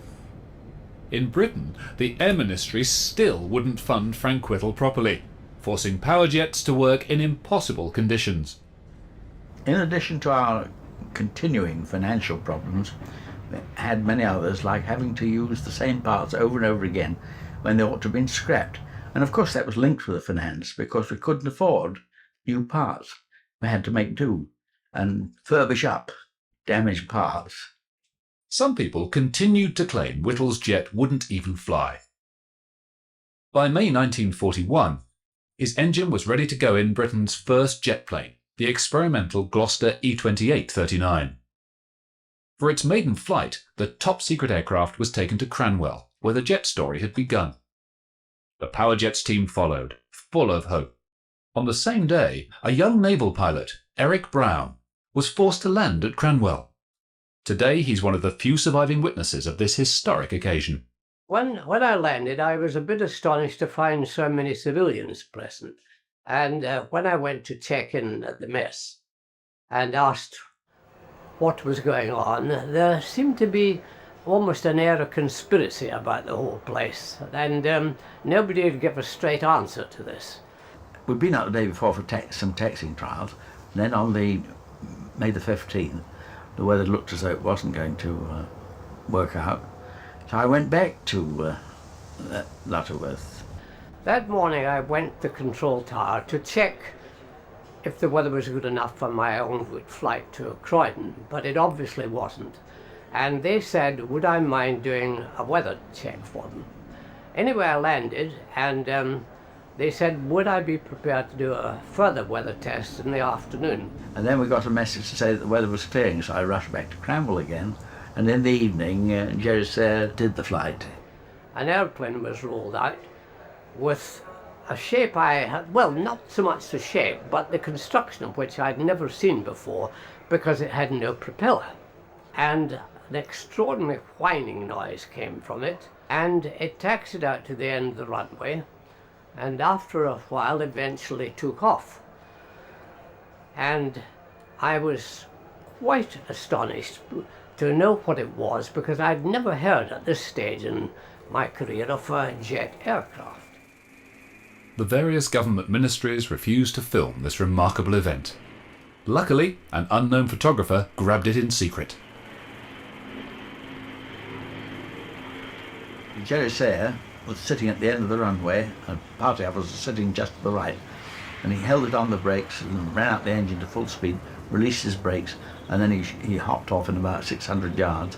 Quite an impressive takeoff. Then he held it down level and then climbed. One of my colleagues, Pat Johnson, W.E.P. Johnson, slapped me on the back. He said, "Frank, it flies." And in the tension of the moment, I rather rudely said, "That was bloody well what it was designed to do, isn't it?" And it landed successfully, and immediately it landed, it was absolutely inundated with people rushing out and congratulating the pilot. So I realized something quite extraordinary had taken place. People in the area hadn't heard that particular kind of noise before, and you couldn't go hide it, however secret it was supposed to be. One officer was said to have asked another one, "How does that thing work, John?" And John replied, "Oh, it's easy, old boy, it just sucks itself along like a hoover." Another story was that someone who claimed to have been an eyewitness said there was a Merlin engine inside the hollow fuselage with a little propeller. And he'd seen it. He was a reliable witness, he claimed. Well, everybody gravitated towards the officers' mess. And so I followed on, and there was quite a lot of hilarity going on in a corner of the room. I asked what it was all about, but still nobody would reveal what was involved. But it was quite obvious. It was something quite momentous. The flight vindicated Whittle. Britain's new jet plane was better than anybody had realised. One event particularly brought the point home. The ministry gave us permission to open up to 17,000 just for one flight. And at that engine speed, it did 375 or 308. Anyway, it was faster than the Spitfire. The news reached London and Winston Churchill. He ordered 1,000 Whittles. Alas, the E-28 could not be a warplane. Hence the disappointment felt behind the scenes up at Cranwell. I would have preferred it to have been the Meteor, which was then on the stocks, because that was a combat aeroplane, whereas the E-28 was just an experimental aeroplane.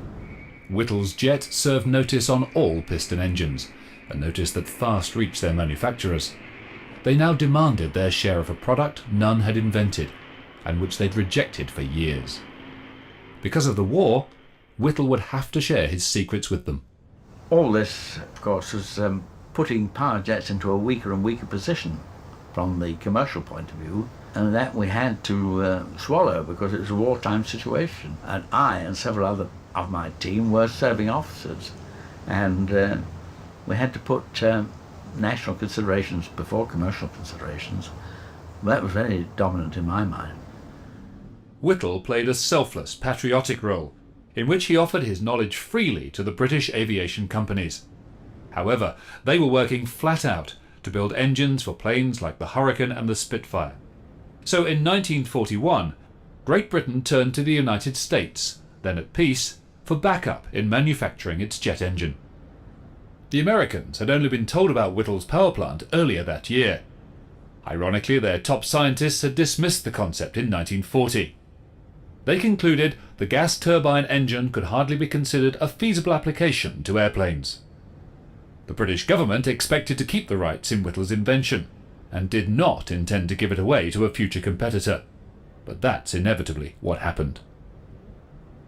We shipped over the engine in parts in the Bombay Liberator, also with the team, who were horribly frightened lest the pilot should pull the wrong lever and they'd all drop into the Atlantic. The company selected to build the engine was General Electric. For America, the jet story began the night of October 4th, 1941, with the arrival of a highly secret engine assembly at a Boston airport. It was Britain's now famous Whittle turbojet, the first jet engine successfully produced and flown by the Allies. Gentlemen, I give you the Whittle engine. Consult all you wish and arrive at any decision you please, just as long as you accept a contract to build 15 of them. General Electric had that engine, their engine, version of the W2B, called the Type I, on test in April of 42, so just rather less than 6 months, which is astonishing. And even better than that, 6 months later the Bell Aircraft Company had their twin-engine jet flying. It was agreed that I would go over and help them out. And so I went over at the end of May. I went to Lynn under an assumed name.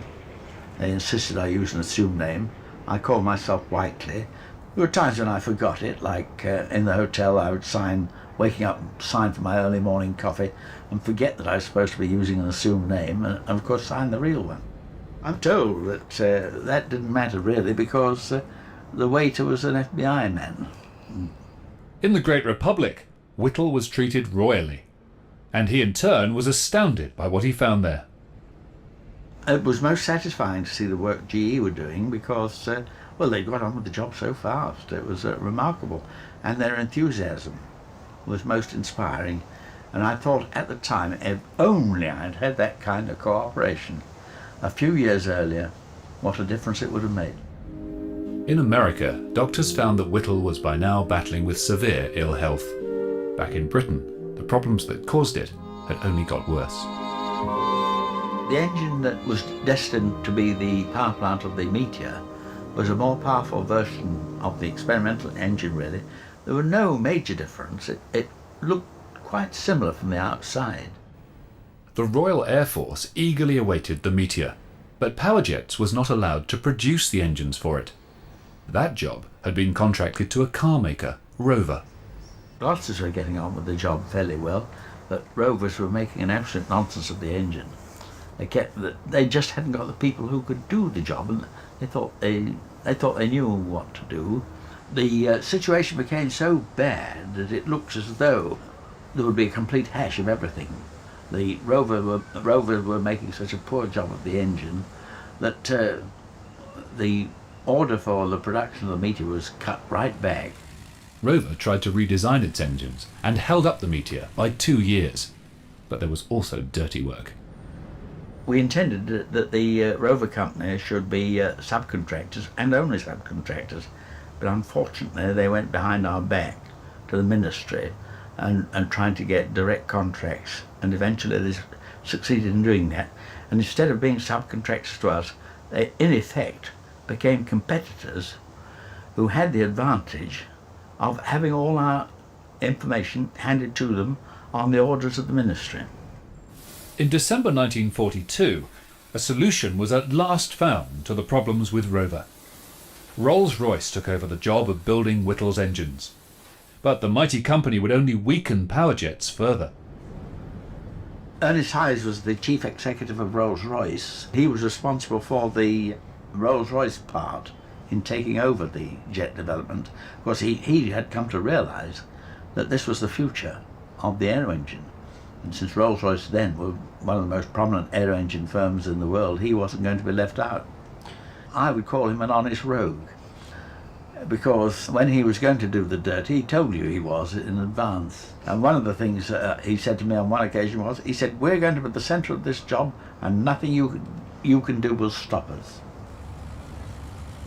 By 1943, the Rolls-Royce having made such a big difference to the prospects of the engine, the ministry agreed to reinstate the production of the Meteor. With Whittle's engines, the plane finally made its first flight that year. Yet it should have been ready 2 years earlier. And had the Air Ministry pursued Whittle's idea back in 1929, a similar plane would have been available by the start of the war to repel the Luftwaffe. Lives would have been saved. The war even shortened. At least the work of Frank Whittle could now have a bearing on how that war was fought. I thought that he was doing something quite important, because every time I asked my mother what he was doing, she used to say, "Oh, well, Daddy's doing something very hush-hush."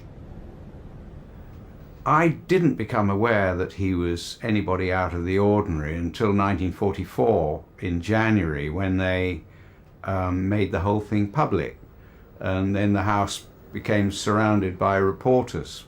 We had been working in complete secrecy until early January 1944, at which time, for reasons I don't really know, the British and American governments decided to make an announcement about it. It was like the world blew up around me.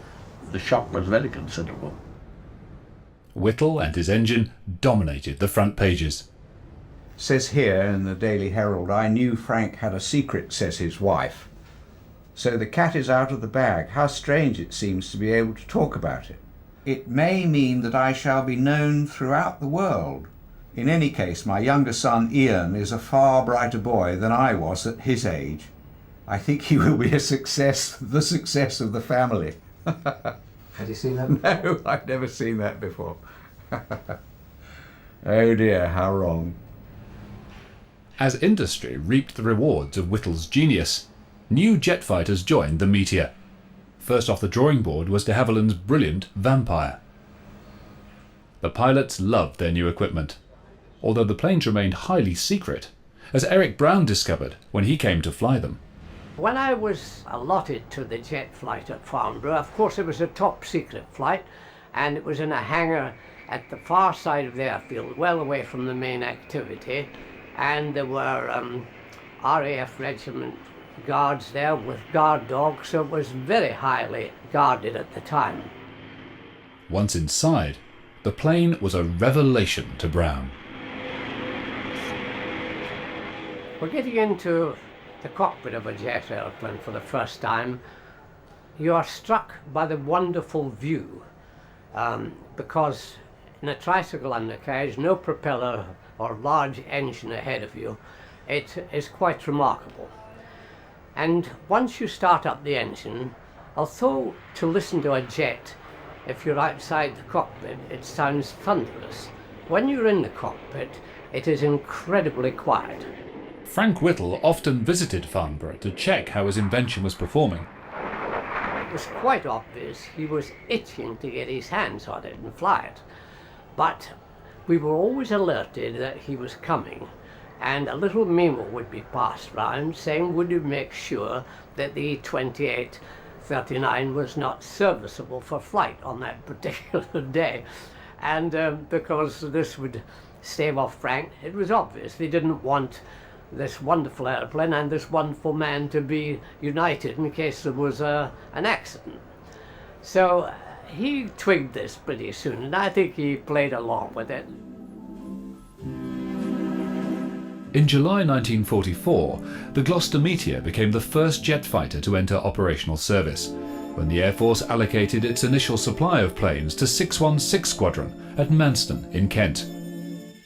By now, the Luftwaffe could no longer mount air raids over Britain, but these Meteors were quickly put to work, intercepting a lethal new menace, the V-1 guided missile.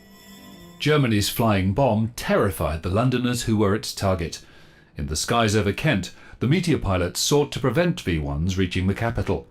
Some used their wingtips to flip the missile over, so it crashed.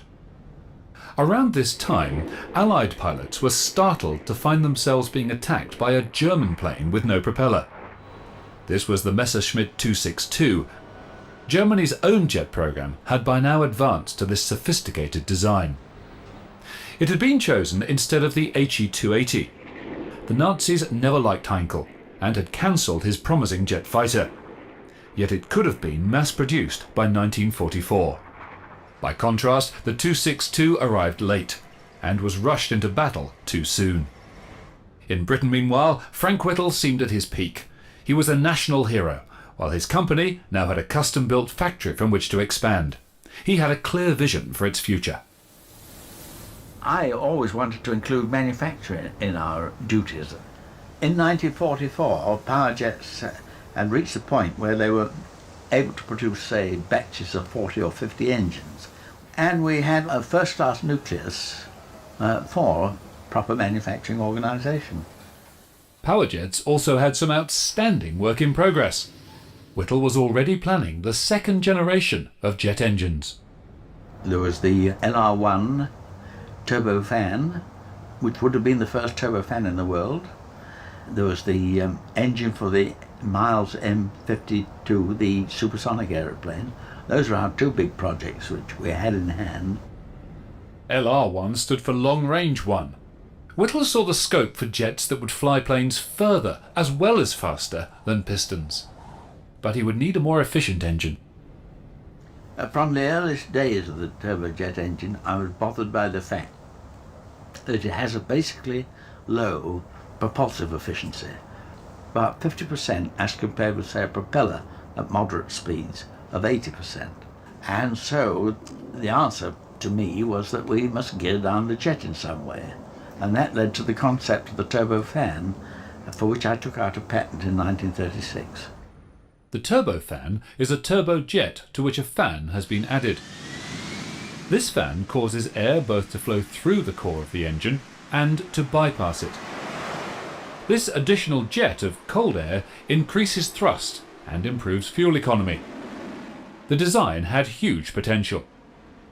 With a turbofan, you can expect propulsive efficiencies of 75% or even better if you have a very large bypass ratio. As piston engine bombers approached their design limits with planes like the Lancaster, Whittle saw a timely use for his new bypass jet. As the war progressed, in 1943, for example, I came to the conclusion that it could be the answer to a long-range bomber for the Pacific War. We also visualized it as an engine for a transatlantic aeroplane.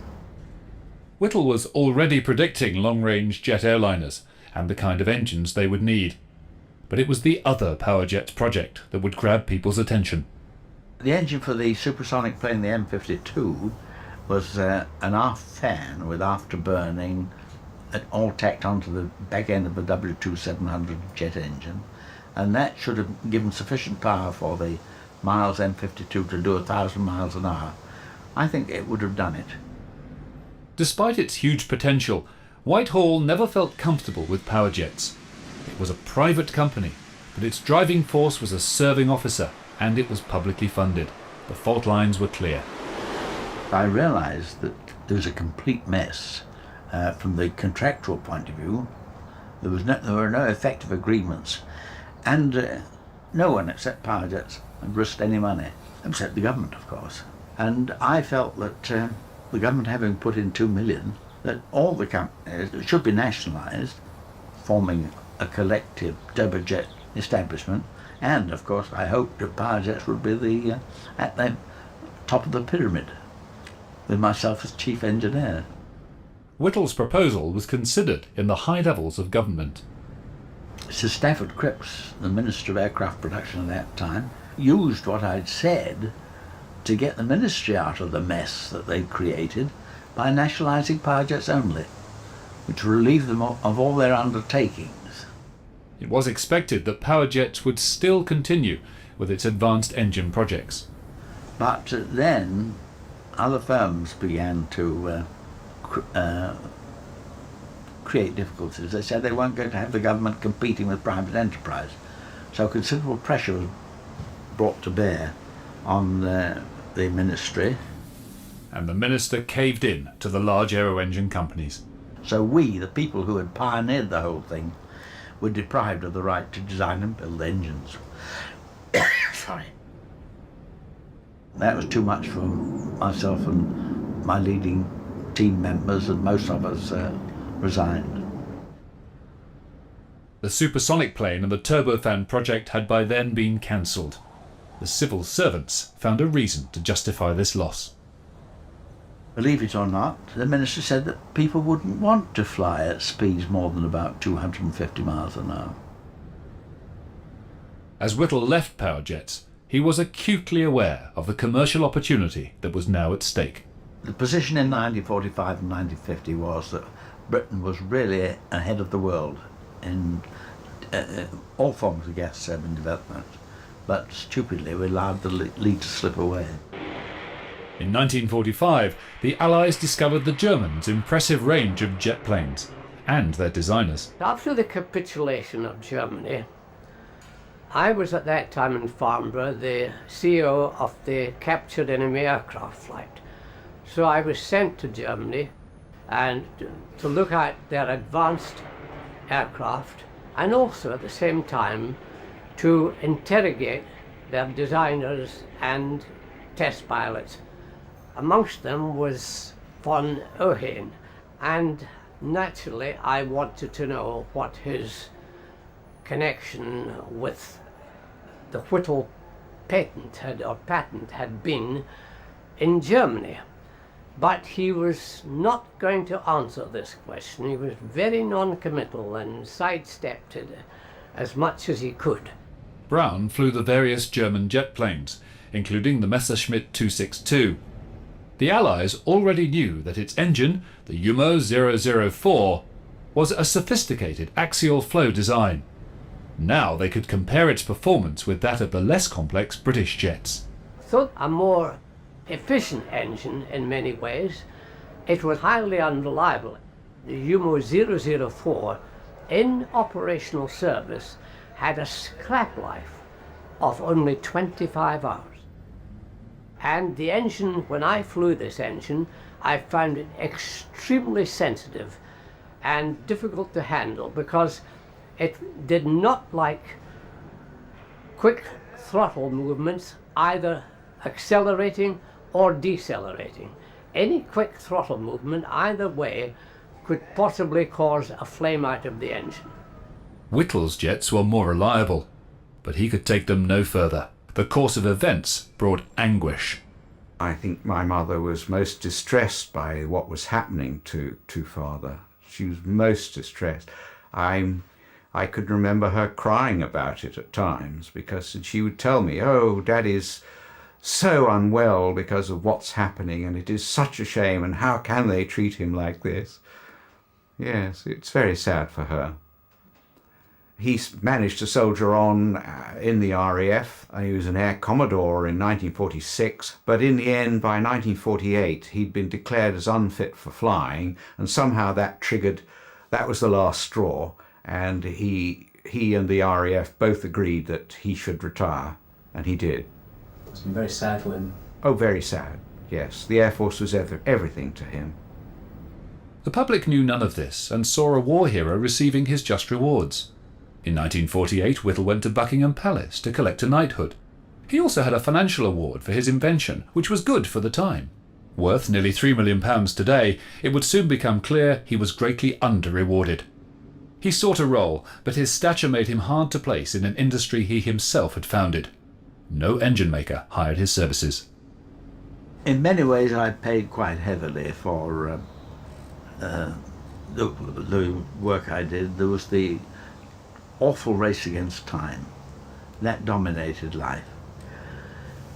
On top of all the technical difficulties, there were the financial difficulties, there was the skullduggery of people who were messing things up, and it was frustration after frustration, and it took its toll. I began to have a series of nervous breakdowns, and for years, it was years before I really recovered my health.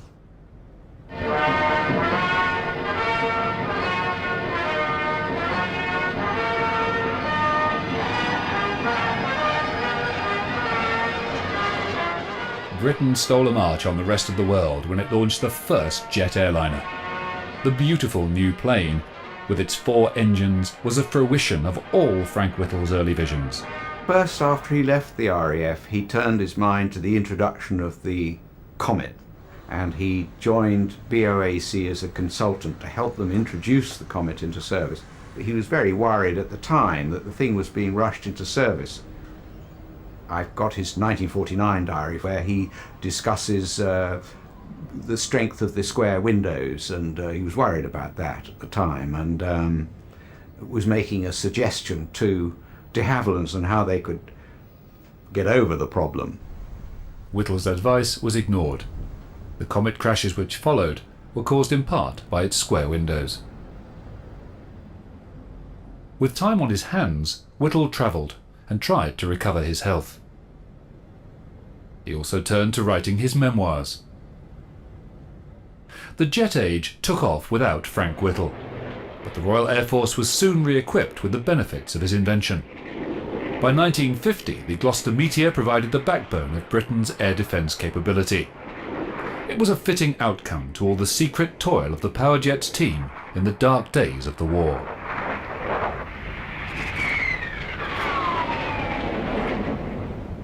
The nation did at last build its own supersonic fighter, in the shape of the English Electric Lightning, while jet engines also powered an awesome British fleet of nuclear bombers.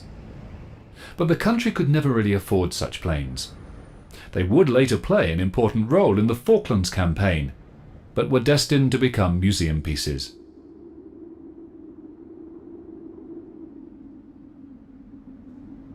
British civil jet planes fared little better. After the Comet crashes, it was Boeing's 707 which brought long-range jet travel to the masses. By 1960, airlines were mostly buying their planes from America. That year, the bypass engine entered service. Turbofans soon followed. With their far better fuel economy, they were just what the airlines needed to realise low-cost global travel. For Frank Whittle, it was the ultimate vindication of his wartime vision, and revealed the sheer folly of cancelling his pioneer turbofan. Yet he never worked on jet engines again, and memories began to fade of how the story had begun. I think in this country they were beginning to forget all about Frank Whittle by the 60s and 70s. It was all so different in the United States. They were so much more gung-ho. They were very good at slapping him on the back and telling him what a good chap he was. In 1976, Whittle went to live in America. I think he felt more recognised over in the States than he did over here. After the war, Hans von Ohain had himself moved to America to work on jet propulsion for the US Air Force. Fascinated by each other's work, Whittle and von Ohain became good friends. Back across the Atlantic, Britain eventually rediscovered its genius of the jet. By 1986, even the Queen took a hand and awarded him the Order of Merit. And other honours came along following that. So I would say from about the early 80s onwards, people began to remember who it was who was the prime pioneer of the turbojet. And also a man with a profound legacy. Today, we make almost 1.5 billion air passenger journeys a year, cheaply and safely, thanks to Frank Whittle. He shrank the world, but his gift to Britain is less appreciated. Its famous plane makers have departed, but today, Rolls Royce is a world leader in building jet engines.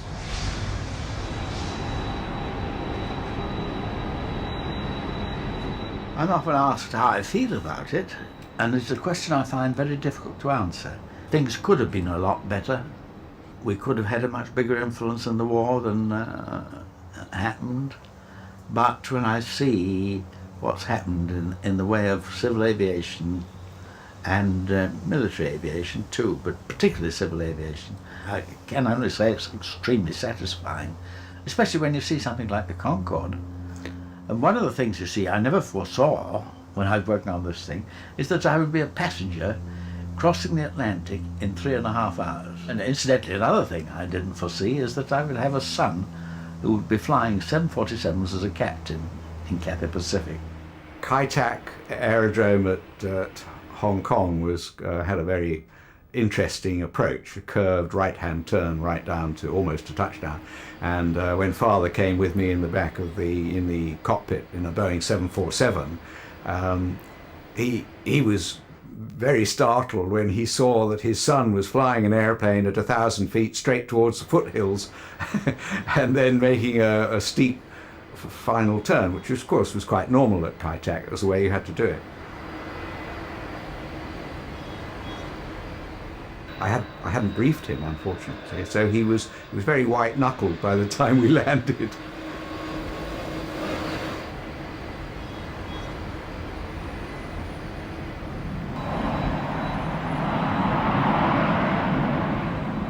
He was continuing to theorize in aerodynamic improvements and aero engine improvements until the end of his life. He always took an active interest in Concorde and looking into a second generation SST, supersonic transport, and making recommendations and speaking publicly and privately amongst the industry to try and encourage the airframe manufacturers to take the risk and embark on another generation of supersonic transports. Concorde is a marvellous aeroplane. I've flown it many times, but I'm looking forward to the next generation of supersonic transports, which I think should be capable of carrying 300 passengers for distances of the order of 4,500 miles, like San Francisco, Tokyo, at speeds of about a Mach number of about 2.3. That's we're getting up to 2,000 miles an hour, as compared with the Concorde's 1,350. But beyond that, I think we're going to see even much higher speeds than that in due course. Unfortunately, they're going to be very expensive propositions. Sir Frank Whittle died in August 1996, assured of his position as the greatest aero engineer of the 20th century.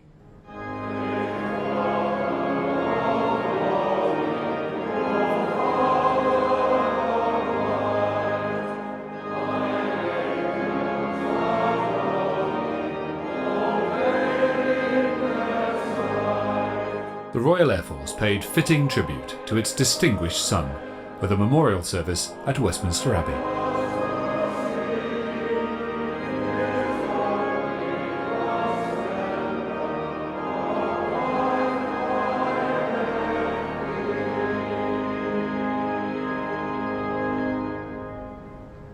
He and I had wanted the opportunity to fly together, preferably in an open cockpit biplane, so that together we could loop and spin and climb and dive. This modest ambition was never realized for one reason or another. The nearest we got was when I flew him to Hong Kong in a Boeing 747. On the last morning of his life, I leant over his bed and said, "Dad, let's put on our kit and go flying." He opened his eyes and looked at me and smiled. That evening, with Hazel holding his hand, he died. And I wondered if he went flying, and if he did, if he went on his own, or did he have a companion?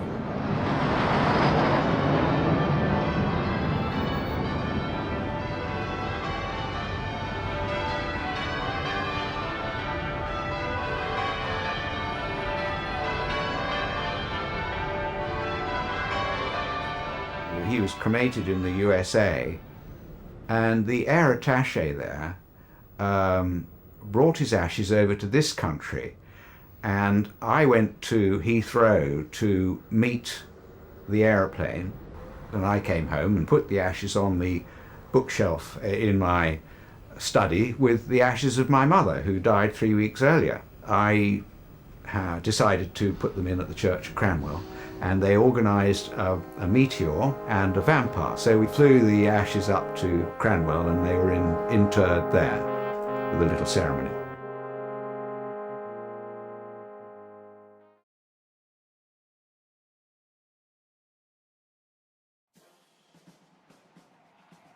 The German Messerschmitt Me-262. Sleek, fast, and heavily armed, it was a quantum leap in fighter technology. For the Allies, the appearance of the new swept-wing fighter caused a great deal of anxiety and consternation. Nothing they had could come close to its awesome performance. The top Allied fighter at the end of the war was the Spitfire Mark 14, with a top speed of 446 miles an hour. The Messerschmitt 262, which we captured and tested at Farnborough, had a top speed of 568 miles an hour, an advantage of almost 125 miles an hour, which means an aircraft with this performance, which is a quantum jump, can dictate terms of combat. It can initiate or finish combat as it wishes.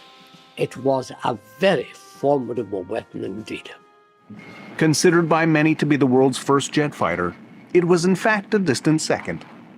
Indeed, the first air-to-air kill credited to a jet fighter goes to the Gloucester Meteors of 616 Squadron RAF. On August 4, 1944, Flying Officer Dixie Dean, using the wingtip of his Meteor, toppled a V-1 flying bomb, sending it crashing into the ground. While the V-1 was a pilotless aircraft, it would still go down in history as the first jet versus jet encounter. It was a telling indictment. After a 21-month lead in jet fighter development, the Germans found themselves with just one design in production, the Me-262. By June 1944, only a handful were in service. But there was another jet fighter, one designed and built before the Me-262, the Heinkel HE-280. Designed by Ernst Heinkel, it was capable of over 500 miles per hour. At this late stage of the war, the HE-280 was nowhere to be seen. First flown in September of 1940, it was 2 years ahead of Willy Messerschmitt's Me-262. What happened?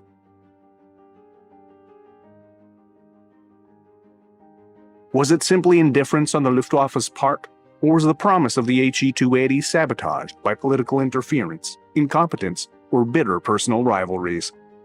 To find the answers, we must first look at the state of military aircraft design and production, beginning in the 1930s. Since the end of the First World War, aircraft engine horsepower steadily increased.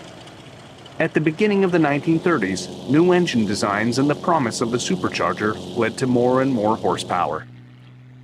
It was also the time when fabric gave way to steel. The new all-metal monocoque airplane revolutionized aircraft design. The possibilities seemed limitless. Speed, altitude, and range records were smashed. Military commanders saw great promise in these new designs, and as Europe crept toward war, orders for new bombers and fighters began to rise. With little time or money left for the development of any new or questionable propulsion systems, work focused on the evolution of the piston engine. Many engine builders called the idea of a jet engine the thing, technically unfathomable and little more than a pipe dream. But there were those whose pipe dreams would become reality. In 1930, Flying Officer Frank Whittle, RAF, applied for a patent for his jet engine. This was followed by Hans Joachim Pabst von Ohain and his secret jet engine patent in 1935. Robert Pohl, a colleague of Ohain at the University of Göttingen, was instrumental in bringing Ohain's invention to the attention of leading German aircraft manufacturer Ernst Heinkel. This man, Pohl was his name, he wrote to Heinkel, whom he knew. And he said, I have a man here who is into something which I think has a tremendous future to it. He is into jet propulsion. It's a continuous combustion engine. It draws air in the intake, compresses it, and then the combustion cans are sprayed with gasoline, and it turns a turbine wheel to keep the thing running, and the exhaust comes out at the end of it. As long as you give it fuel, it'll run forever. And he says, I have a man here who wrote a thesis about this sort of application for a jet engine. It pleased me very much if you would meet him and see him and talk to him about his ideas and his applications for future aircraft. With Heinkel's backing, the German inventor created a line of experimental centrifugal flow jet engines, similar to Whittle's, each with ever more thrust. The entire program was conducted as a private venture and in the utmost secrecy. The German Air Ministry was kept in the dark. On the other hand, Heinkel was also unaware that BMW was working on their own jet engine. BMW's design was an axial flow unit. More complicated than the centrifugal design, it offered more power and greater efficiencies. It was also being developed with the full knowledge of the German Air Ministry. In time, axial flow designs would power Germany's fledgling jet force. Early in the days before, immediately before the war, the Germans had become aware of the practicality of a jet-propelled engine as being pioneered by Frank Whittle. And at first, they followed the same concept as Whittle of centrifugal flow, which is the simplest form of jet engine, really, and also probably the most reliable at that stage, certainly, in the pioneering efforts. But eventually, they turned quite rapidly after their first, if you like, experiments onto the axial flow type, which really offers many advantages. And they concentrated thereafter totally on axial flow engines. And within the limitations of the strategic materials they had, they were very successful in this. The only problem was that the axial flow engine is complex and therefore difficult to produce, time-consuming to produce. And also, unless you have the right strategic materials to contain the heat stresses, it can have a rather short productive life. Work on a suitable test airframe for Heinkel's revolutionary new power plant was conducted at the same time. By August 1939, both engine and airframe were ready. Heinkel's HE-178 was no masterpiece. The short fuselage and stubby, elliptical wooden wings did not exude a sense of speed. On August 27th, test pilot Erich Varsitz settled himself into the cramped cockpit of the tiny aircraft. Watched by Ernst Heinkel and a small group of mechanics, the HE-178 began to roll. The takeoff run was short. Climbing to 500 meters, Varsitz circled the airfield once and came in for a perfect landing. Total flight time, 7 minutes. History had been made. Wasting no time, Heinkel telephoned Ernst Udet, the chief of aircraft procurement and supply at the RLM, the Reich's Air Ministry. The response Heinkel received was far from enthusiastic. The world's first jet would have to wait. On September 1st, Germany plunges Europe into war. Long before 1939, the name Heinkel had become a household name in Germany. Indeed, Ernst Heinkel's Flugzeugwerk had gained a worldwide reputation despite considerable restrictions placed on German aviation by the Versailles Treaty of 1919. During the 1920s and 30s, Heinkel produced a number of new military types for countries like Sweden and Japan. With the rise of Hitler in 1933 and the expansion of the new Luftwaffe, the opportunities for Heinkel seemed endless. Orders for fighters and bombers began to pour in. While many of Heinkel's designs, like the HE-111 bomber, were very good, they lacked what he desired the most: speed. Heinkel was passionate about high-speed flight. Well, Heinkel, he loved aircraft that flew fast.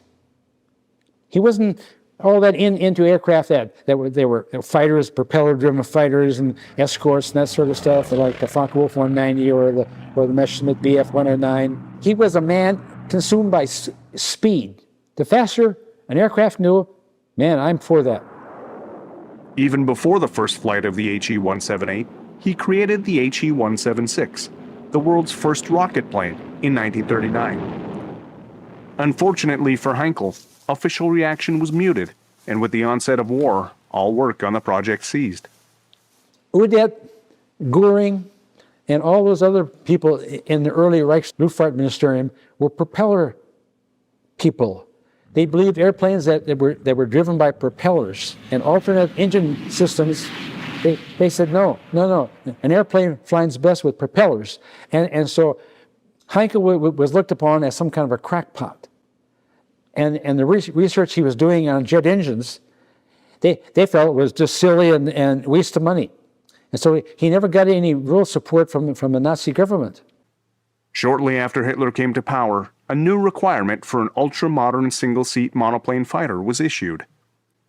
Heinkel's response was the HE-112, powered by a 695-horsepower Rolls Royce Kestrel engine. Its direct competition was the Messerschmitt Bf 109 V1, also powered by the same Kestrel engine. The results were very close.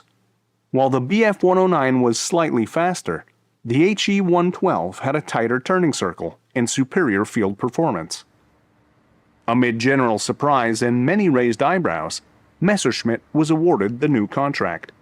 The Heinkel 112 was the better airplane as a combat airplane, and Rechlin test pilots endorsed that view entirely.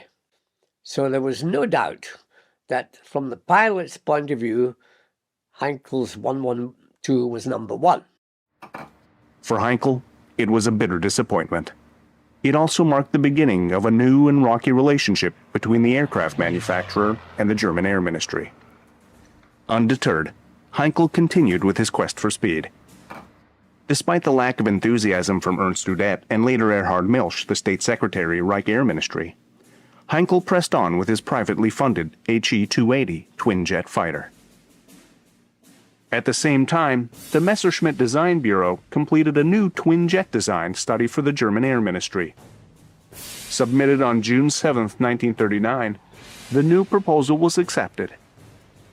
On March 1, 1940, a contract for 3 airframes was awarded with the official designation ME-262. Simultaneously, and in the face of official apathy, Heinkel was rewarded with a similar contract. Even before the official contract had been signed, Heinkel had in fact cut metal on the first HE-280 prototype. The HE-280 was a quantum leap in aircraft design. Aside from the jet propulsion, the HE-280 was equipped with the world's first ejection seat and a tricycle landing gear. Prior to its first flight, a series of aerodynamic tests were conducted. Fitted with dummy engine nacelles, the prototype was towed into the air by an HE-111 and subjected to a number of gliding test runs. By March 30, 1941, the HE-280 V1 was ready for its first flight. With just enough fuel for takeoff, the HE-280 lifted into the air. After a single low-altitude, low-speed circuit, the HE-280 made a safe landing. It was the world's first jet fighter, but the world didn't take notice. The Heinkel 280 was a state-of-the-art machine which no one really appreciated. Just as the Germans were developing their jet technology, the Allies had their own secret jet programs as well. In England, Frank Whittle, like Ernst Heinkel, was battling against the same government indifference.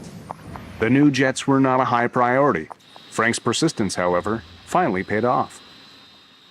On February 3, 1940, the British Air Ministry issued Britain's first jet aircraft contract. Gloucester's aircraft was selected to meet specification E-2839. Design of this new aircraft was a collaboration between Frank Whittle and Gloucester Aircraft. The new E-2839 was a low-winged monoplane with the engine mounted behind the cockpit and equipped with a tricycle undercarriage, just like the HE-280. Air for the engine was drawn in from the nose and passed through ducts on each side of the cockpit. Like the Heinkel HE-178, the Gloster E-2839 was one of the world's first technology demonstrator aircraft. Its sole purpose was to flight test Whittle's W1 centrifugal jet engine, which developed a modest 860 pounds of thrust. A remarkable aircraft by any standard, 2 examples were built. On May 15, 1941, the first E-2839 took off from Cranwell Airfield at 7:45 p.m. The flight lasted just 17 minutes. The promise of Whittle's engine pushed the Air Ministry towards an operational jet fighter. Even before the first E-2839 took shape, specification F940 for a new jet fighter was finalized in December 1940. Because the new jet engine didn't have the required thrust, the new fighter would have to be a twin-engine design. The F940 was not a radical or advanced aerodynamic design. Following accepted aircraft practices, it was fairly conventional. On February 7, 1941, Glosters received an order for 12 Gloster Whittle airplanes to the F940 specification. These would become the first Gloster Meteors. Back in Germany, parallel work on the Me-262 was not proceeding smoothly. When the contract for the prototype had been issued, it was obvious to Messerschmitt that BMW had been unduly optimistic. The new BMW 003 axial flow engine was still unreliable, without sufficient power. It also had a substantially larger diameter. In order to accommodate the new larger engine, Messerschmitt had to completely redesign his original airframe. The new aircraft would be larger, with the engines housed in underwing nacelles, just like the HE-280. While BMW struggled with their jet engine, the Junkers Aircraft Company was working on their own turbojet, the Jumo 004. This would provide a backup in case the BMW 003 failed.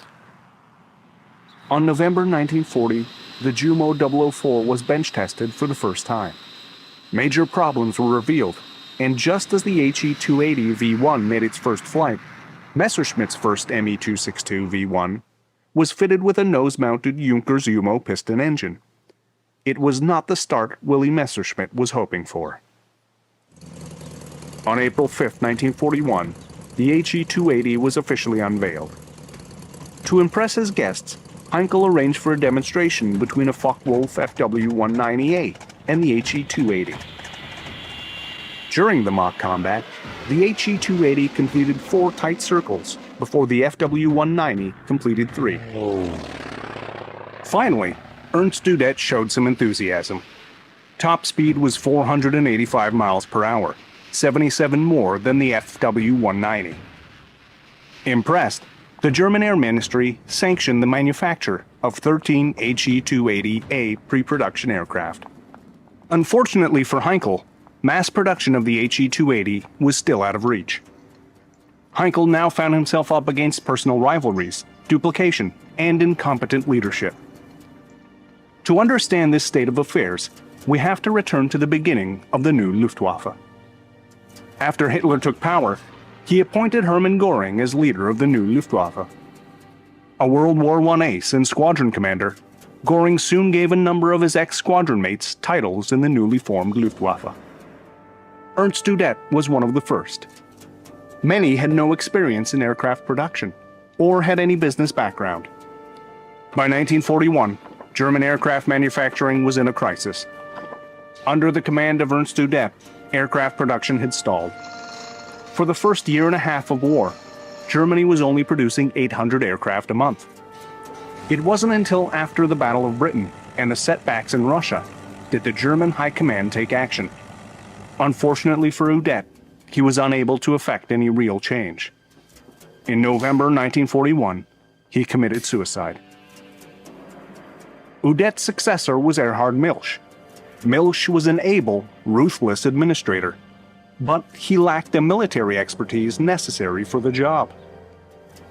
Although he had good understanding of aircraft production, he was unimaginative and a conservative when it came to research and development. July 18, 1942. The first Me-262 is ready for its first flight. Unlike the HE-280, the Me-262 is a tail dragger. Because of the nose's high angle, most of the jet's thrust is wasted. After a problematic takeoff run, it takes to the air for a short 17-minute flight. When the Messerschmitt 262 was first tested, it was a tail dragger. It had a tail wheel. And the only way you could get the thing up and level was for the pilot to put on the brakes, and so the aircraft would come up level, and then they could take off with it. Across the Atlantic, America finally enters the jet age with the first flight of the Bell P-59A. The date is October 1st, 1942. By the summer of 1942, the HE-280 was still very much in the picture. In June, the HE-280 V2 prototype was re-engined with two Jumo 004A engines, each rated at 1,852 pounds of thrust. Now, for the first time, both the HE-280 and the Me-262 are equipped with the same type of engine. Flight trials proved promising, with a top speed of 491 miles an hour being reached. A true comparison of the two fighters could now be made. Flight testing of the fourth Me-262 prototype showed that with the same power plants, it enjoyed a marked performance advantage over the HE-280.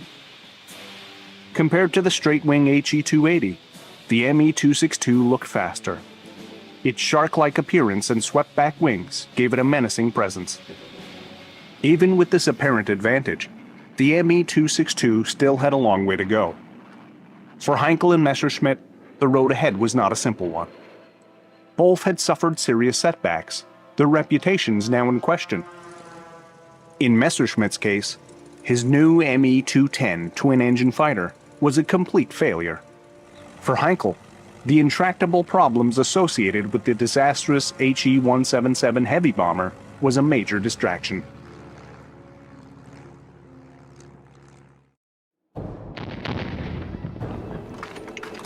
By the summer of 1942, Germany was still victorious.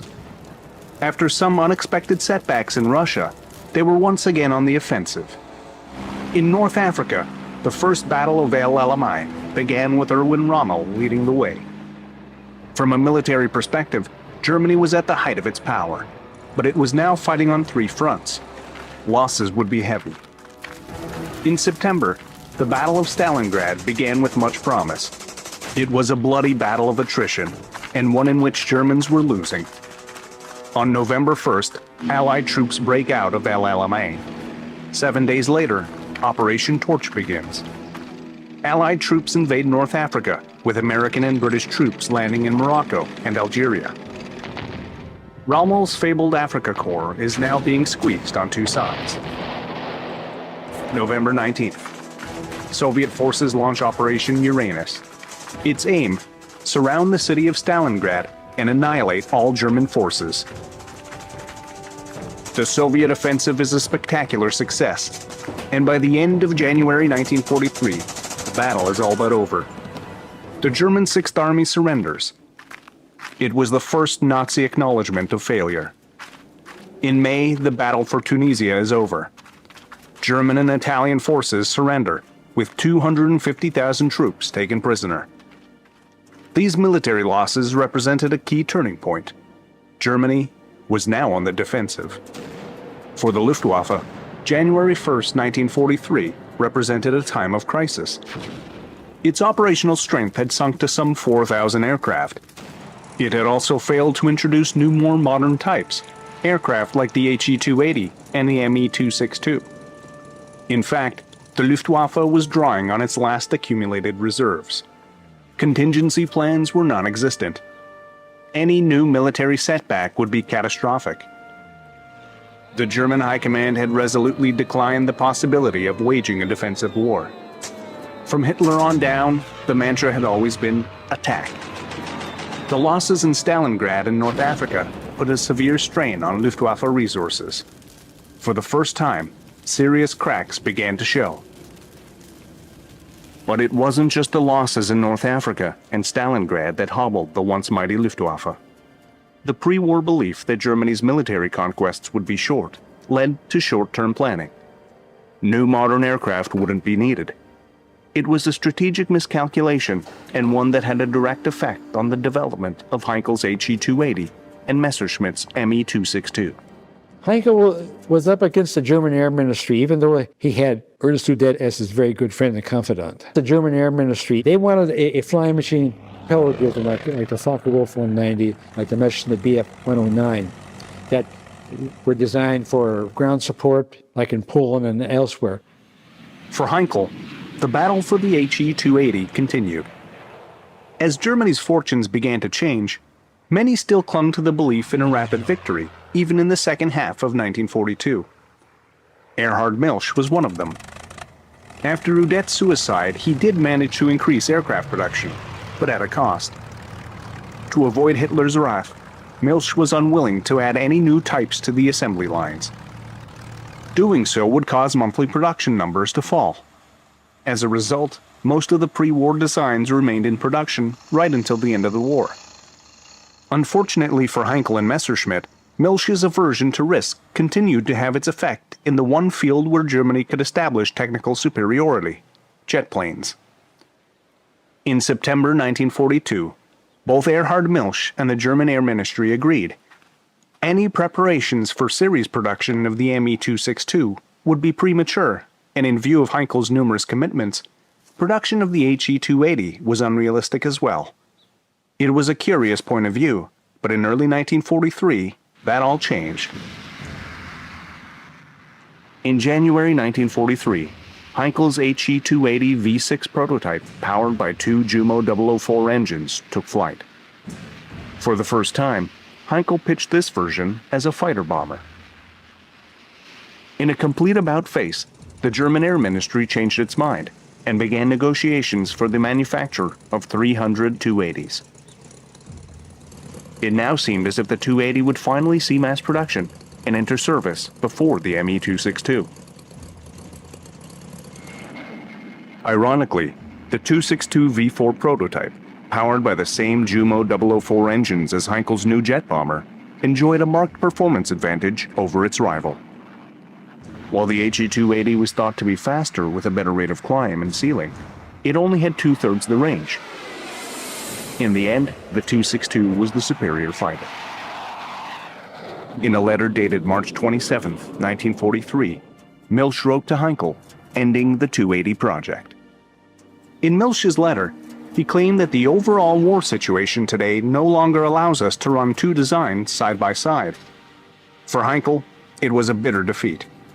In a conference shortly after, Heinkel observed that Milch and his colleagues had a noticeable sense of unease about the jet, and the talk was always about jet bombers.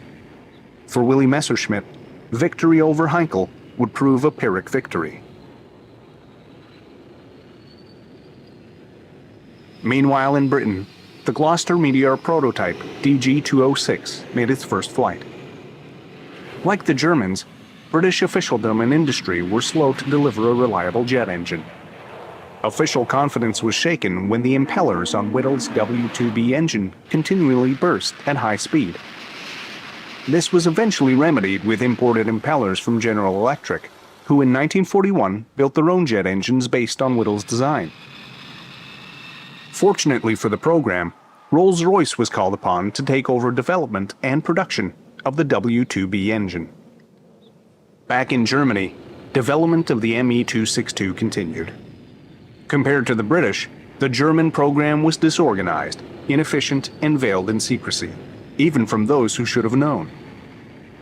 Surprisingly, Adolf Galland, general of the Luftwaffe fighter arm, was kept in the dark. Not until May 22, 1943, did he fly the fourth 262 prototype. Galland was so impressed that he recommended production of the Bf-109 be halted and changed to the new jet fighter. Galland's enthusiasm swept away any remaining hesitancy and vacillation. 72 hours later, Erhard Milch ordered the 262 into series production. But many questions remained. Why did those involved in the program not see the value of the 262 sooner and act before Galland's endorsement? Why was it kept secret from Galland? And why didn't he fly the HE-280? One can only speculate as to what might have been if just 2 years earlier he had flown the 280.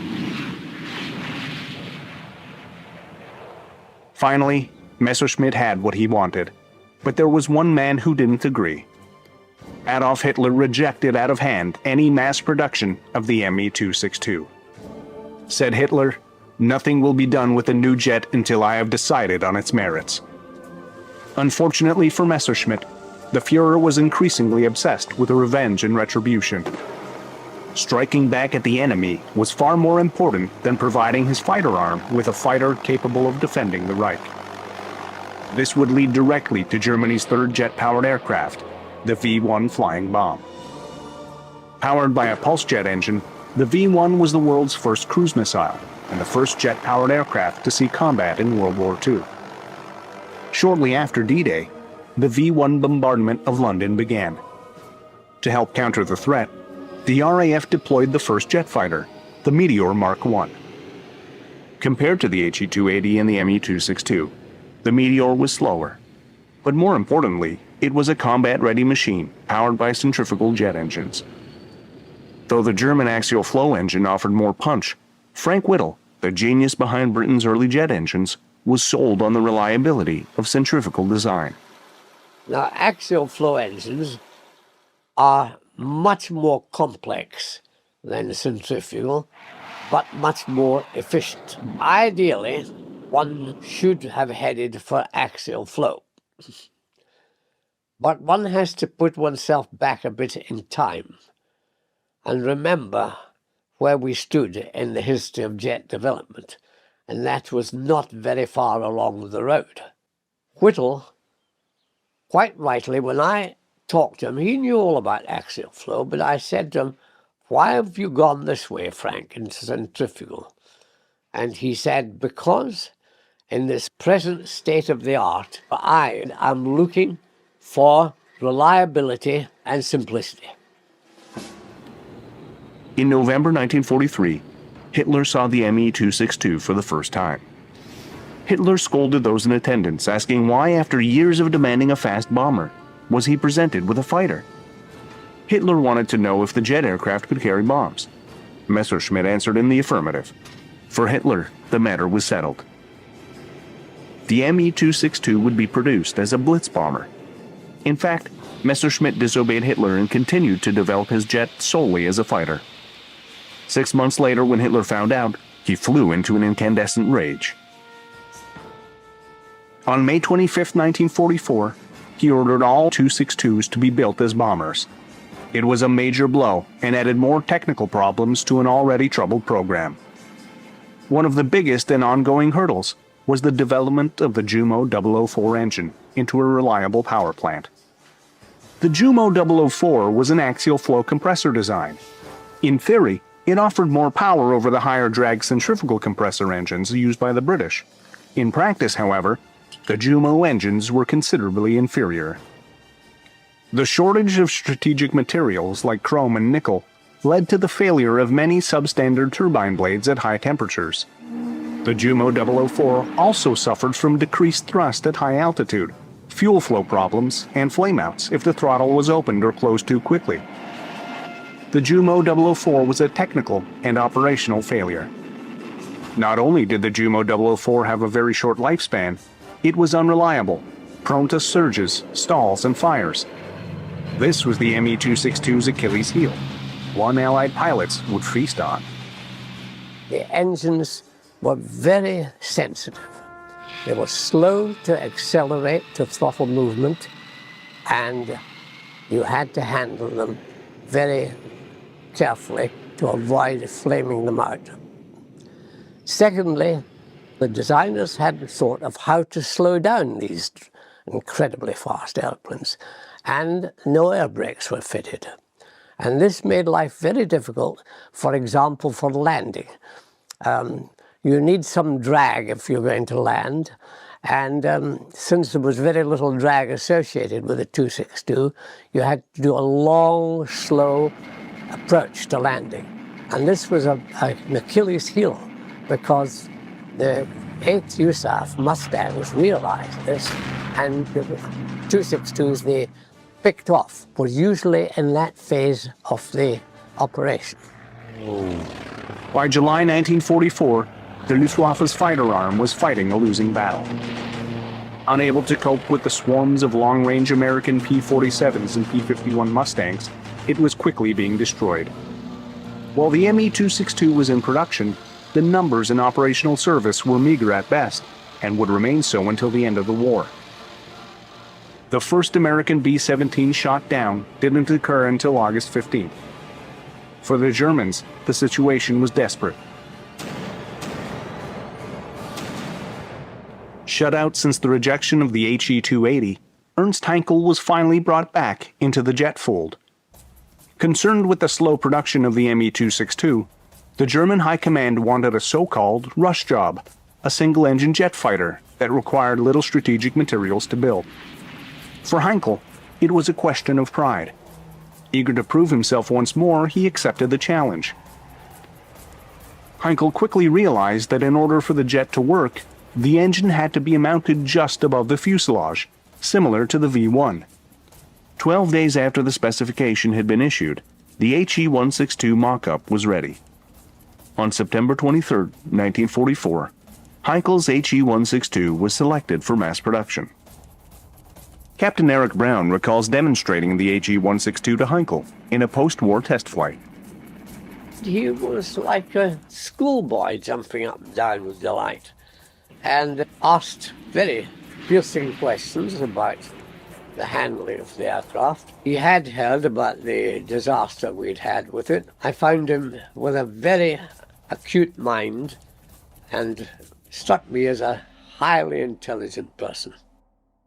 By late 1944, the German High Command was fueled by fear, fantasy, and pathological denial. Galland said that the HE-162 was unrealistic. To mass-produce such a crude and untried aircraft and expect it to be flown by inexperienced Hitler youth was beyond reality. Even at this late stage of the war, Heinkel was working on at least 26 different versions. Using slave labor, 100 aircraft were produced in February of 1945. On February 6th, the first group converted to the new type. In the final weeks of the war, the so-called People's Fighter saw little action. Combat claims were made but never confirmed. Only one HE-162 was ever shot down by an Allied fighter. On May 5th, Germany surrendered. It was a crushing defeat. The new jet and rocket fighters introduced late in the war had no impact on the outcome. Many have argued that if the HE-280 had been produced sooner, history would have been different. Perhaps, but in the final analysis, the 280 wouldn't have made a dramatic difference. For Ernst Heinkel, there was a deep bitterness. His early groundbreaking developments were essentially ignored. As to who actually killed the world's first jet fighter, the answer is many. The HE-280 was quite simply a victim of mismanagement and industrial chaos. After 1936, Nazi management of the aviation industry was not centralized. Udet's technical office, Göring, the general staff, Milch, and all the aircraft designers jockeyed with one another for control of the aviation program. Instead of a uniform, consistent policy towards aircraft production, confusion and chaos reigned. Göring must hugely accept blame for a lot of the failings of the Luftwaffe, particularly the delay and the mismanaging getting aircraft into production. And to a large extent, Udet was one of his causes of his problem. Udet was an extroverted, magnificent exhibition pilot in civil life, and he had been in Göring's squadron in World War I. Ernst Udet had no interest in politics, and Göring approached him as an old squadron mate and said, you know, the Nazi party needs you and your experience. Come in and be the head of our technical department. Udet was talked into this and was completely out of his depth. Firms like Heinkel and Messerschmitt tried to build everything from trainers to strategic bombers. Every effort made by the Air Ministry to move them towards any specialization was effectively countered. Clear-cut technical objectives were never issued. Programs were allowed to continue regardless of the enormous waste in time, skill, and materials. Overall, the Nazi management of the aircraft industry was uncoordinated, inefficient, plagued by ignorance and incompetence. Even if the HE-280 had become operational in 1942, its overall effectiveness would have been limited. It all came down to the Jumo 004 power plant. Unreliable with a critically short lifespan, it was not ready for combat operations. Serviceability rates would have been low, as was the case with the Me-262. Finding good pilots would have been another issue. The number of newly trained pilots could barely keep pace with attrition. Fuel shortages also began to take hold. By 1943, the Luftwaffe was a dying force with no chance of recovery.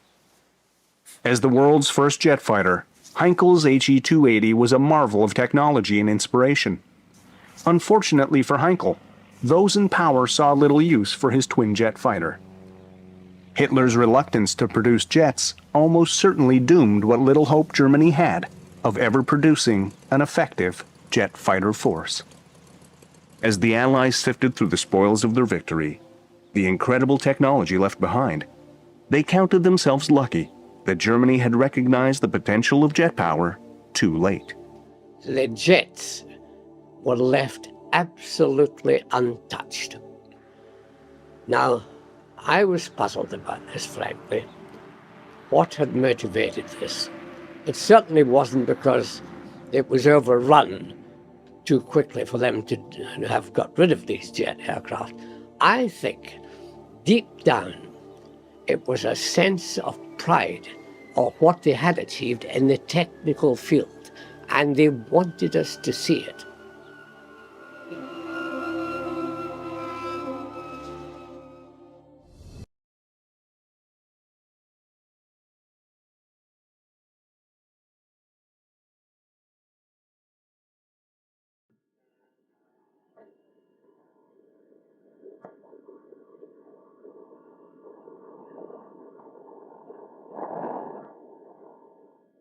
The F-100 is one of our primary tactical support weapons systems. This aircraft has a proven history of outstanding performance. One of the reasons for this dependability is the rugged power plant. For one, a high-performance aircraft is adaptable to many missions. It is used for reconnaissance, as a tactical fighter, and as an interceptor. Approximately 30,000 pounds of thrust is developed by its twin engine. The F-102 is the first operational Air Force Delta Wing aircraft. The performance characteristics of this weapon system are ideally suited for intercept missions. A reliable power plant is essential for the success of any mission. The F-102, 101, and 100 are all powered by the rugged J-57 engine developed by Pratt & Whitney. The individual engines vary somewhat, but for the most part are the same fundamental design. The J-57 is a dual compressor engine.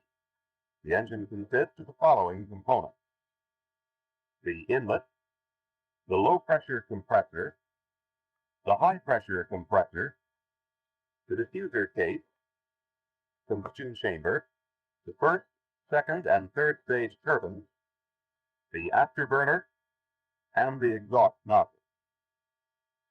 The low-pressure compressor, referred to as N1, is driven by the second and third stage turbines. The high-pressure compressor, N2, is driven by the first stage turbine. These two units, or spools, are not mechanically connected. The J-57 operates on the same basic principle as all jet engines. Pressure, presented in graph form below the basic engine outline, and velocity are increased by a series of rotors in the compressor section. A compressor bleed system prevents compressor instability when the engine is operating at reduced power. The compressed air passes through the diffuser into the combustion chamber, where the air expands, thus reducing somewhat the velocity and pressure. Fuel is mixed with a portion of the air to form the combustible mass. When combustion occurs, the gases are expelled through the turbine. At this point, power is extracted by the turbines to drive the compressors. The remaining energy, expelled through the exhaust nozzle, provides the thrust. Since exhaust nozzle and turbine discharge pressures are relative, turbine discharge pressure is used as a parameter to determine thrust. Thrust is the measure of force developed by the engine. Force is determined by mass times acceleration. Mass is the weight of air and fuel passing through the engine. Acceleration is the difference between inlet and turbine discharge velocities of this mass. Thus, thrust may be expressed by the formula force equals mass times acceleration. The engine trim charts are based on this formula. Additional thrust is obtained in the afterburner by increasing mass and acceleration at that stage. The basic engine pressure ratio during afterburner operation is maintained by increasing the exhaust nozzle area. Efficient engine operation depends on correct fuel schedule. The basic components of the J57 main engine fuel system are fuel pump and fuel pump transfer valve, fuel control, and the pressurizing and dump valve. The fuel pump is a dual-element per-gear pump. One element supplies fuel to the afterburner, the other to the main engine. The fuel control meters the fuel required to operate the engine through its full range. The pressurizing and dump valve supplies the main engine fuel manifold and drains the manifold at engine shutdown. At engine start, fuel enters the pump through the impeller where the pressure is increased. This provides the positive pressure head to the main stage. At this stage, the fuel reaches output pressure. The pressurized fuel closes the fuel regulating transfer valve and the afterburner check valve and flows into the fuel control. The main metering valve is closed at this time. A portion of this fuel passes through a minimum flow orifice through the signal line to the P&D valve. Since the control is in bypass, pressure does not build up enough to close this valve until the power lever moves from cutoff to idle. When the power lever is moved to the idle position, the fuel dump valve closes. The main metering valve opens. The cutoff valve moves off its seat. The pressure loading valve opens. The P&D valve inlet check valve opens. And fuel is supplied to the primary side of the fuel manifold through the pressurizing and dump valve. At approximately 74% RPM, the fuel pressurizing valve will open to supply fuel to the secondary side of the fuel manifold. The J57 engine uses the primary and secondary system in order to obtain the highest possible fuel flow with the shortest possible flame. At low RPMs, only the primary side is used. When the emergency system is selected, the actuator positions the pilot valve to direct pressure to the shuttle valve system. The shuttle valve blocks off metered flow and provides support for unmetered fuel to the emergency throttle valve. This mechanical valve controls the flow of fuel. The afterburner element of the fuel pump will supply fuel to the engine in the event of main element failure. The primary function is to furnish fuel for the afterburner.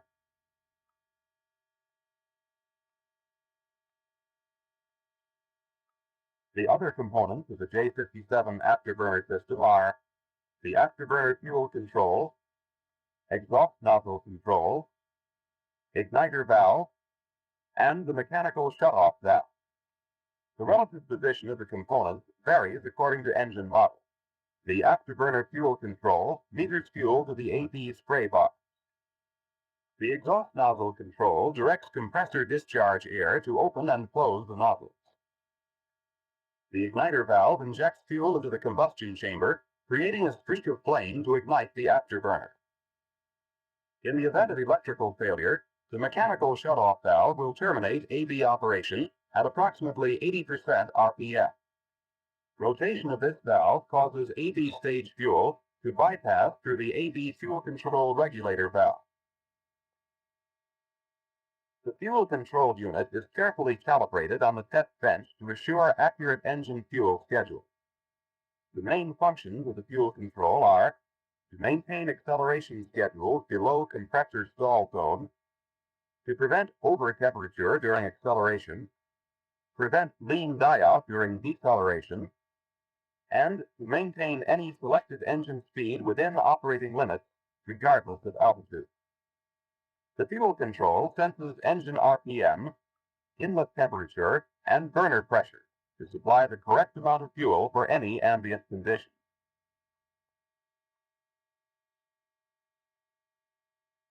When calibration has been completed, all external adjustments, except the idle and military trim screws, are sealed. These seals are installed to protect test bench precision calibrations and must not be removed. The J-57 engine will provide relatively trouble-free operation when all systems are functioning correctly. However, the systems must be properly rigged and adjusted. One of the most critical engine adjustments is the rigging of the fuel control linkage. Full range movement is obtained only when the fuel control and afterburner mechanical shutoff valve levers are correctly positioned. The levers are set to predetermined angles. A protractor or etched template is used to set the linkage at these angles. The protractor is positioned at the oil pump and accessory housing plug to establish a reference angle. This reference angle will be used to adjust the fuel control lever. With the fuel control lever in cutoff position, the difference between the reference angle and this reading must be the number of degrees specified in the tech manual. It may be necessary to readjust the fuel control lever to obtain the correct angle. The fuel control lever and serrated spacer are ratcheted to give the desired angle.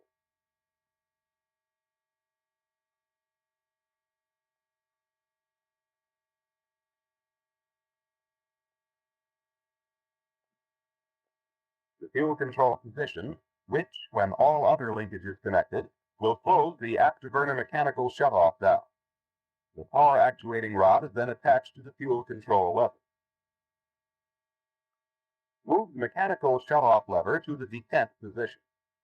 The rod, connecting the cross shaft lever and mechanical shutoff valve lever, may have to be adjusted to the specified length. The AB mechanical shutoff valve is held in detent position, while the lever is ratcheted to the position where the rod, which has already been adjusted to the specified length, will fit. Then all connections are tightened.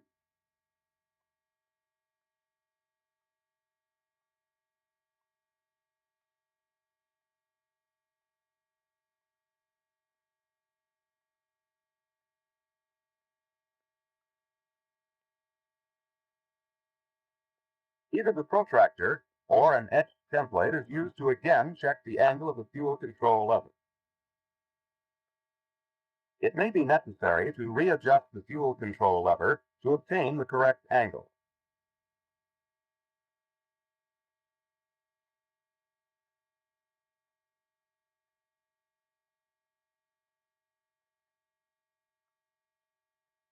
After corrections are made, all connections are then safety.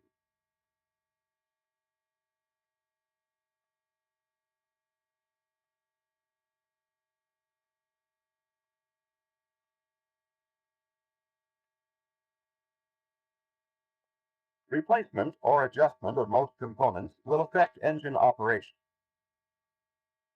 Prior to aircraft installation, the engine is thoroughly inspected and tested to ensure satisfactory performance.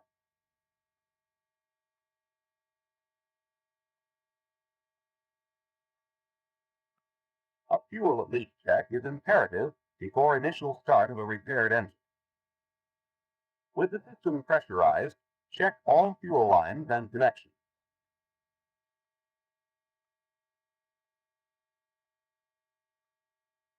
The exhaust nozzle opening must also be rechecked before initial engine start. Nozzle diameter not within specified limits will affect engine efficiency.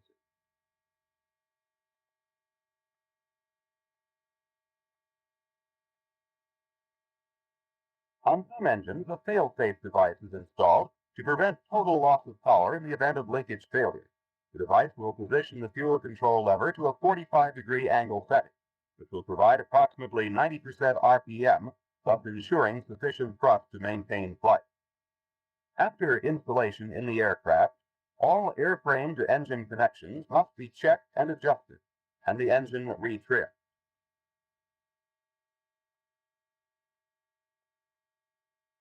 Final trim, to compensate for aircraft installation losses, is preferably accomplished with the aircraft headed directly into the wind.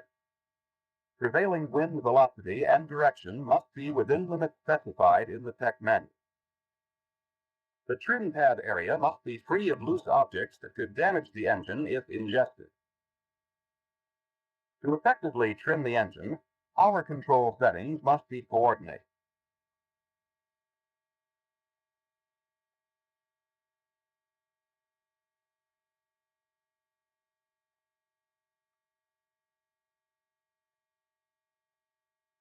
Throttle linkage is operationally tested before making fuel control adjustments. Movement of the fuel control quadrant must synchronize with throttle movement. Power control movement is transferred to obtain predetermined fuel control settings. The aircraft manual indicates the relative degree of movement throughout the entire throttle range.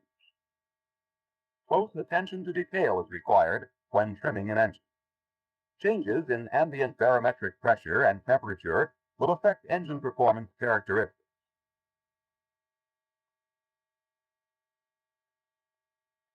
True barometric pressure and correct temperature, both recorded within 15 minutes of the trim run, are used to determine target PP7. Target PP7 is obtained by tracing the temperature and pressure coordinates on the trim chart.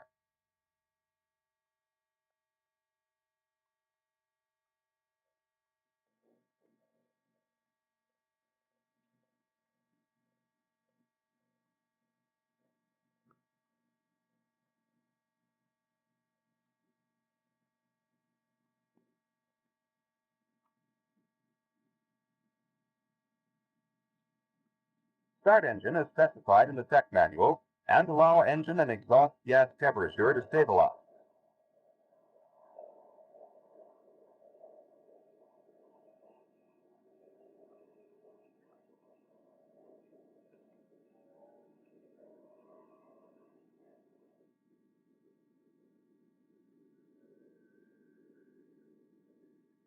Retard throttle to idle setting.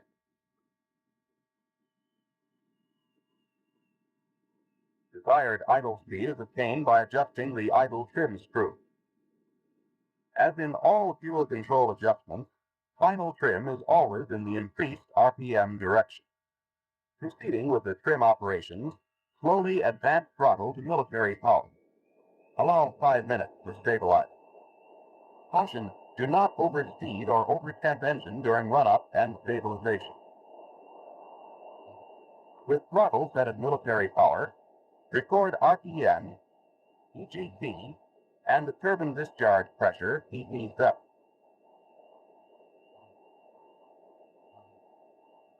If EP7 reading is low, return throttle to idle and readjust maximum RPM setting at the fuel control. Turn the adjustment clockwise to increase RPM in order to obtain target EP7. Advance throttle to military power.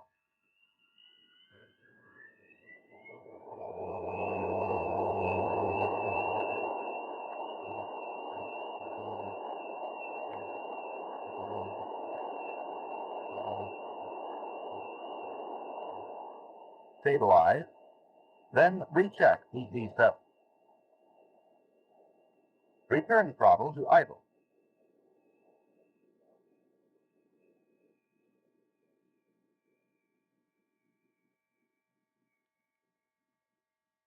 Check EGT and RPM. Make certain that RPM is within 2% of data plate speed indication.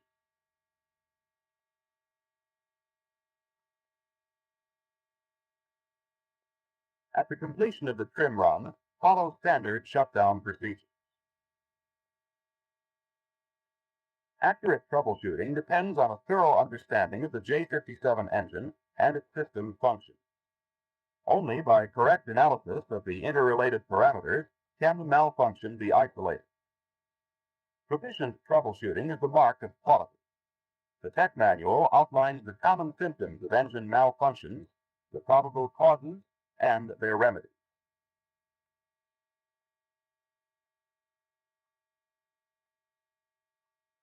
Basic parameters used to determine engine performance must also be considered when analyzing problems.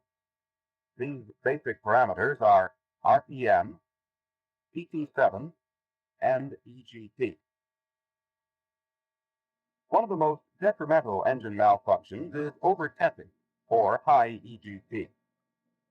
Perform static checks of PT7 lines and connections, and the exhaust nozzle opening. Make sure the anti-icing valves are closed. Then check for instrument accuracy. All static checks have been performed and found satisfactory. Now the engine must be checked for proper trim.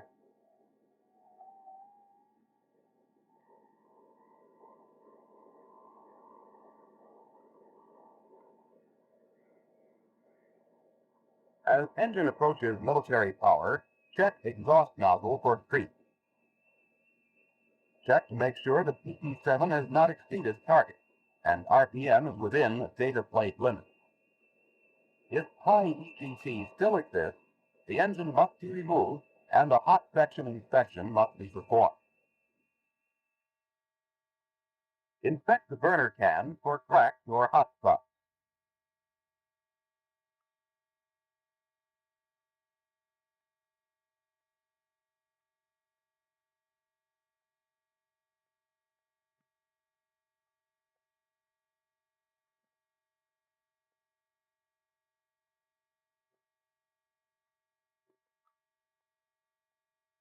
Check fuel nozzles for loose, burned, or missing air caps, and evidence of seal leaks or clogged air holes. Check the first stage turbine nozzle guide vanes for excessive flow. Turbine vanes that close beyond limits will distort the gas path, causing loss of turbine efficiency. The amount of fuel required to compensate for this loss accounts for the excess temperature. In conjunction with correction of the bowed nozzle guide vanes, or providing they were within limits, additional checks are necessary to assure the problem is corrected. Inspect first and second stage outer air seals for cracks, burned areas, and damage to outer knife edges.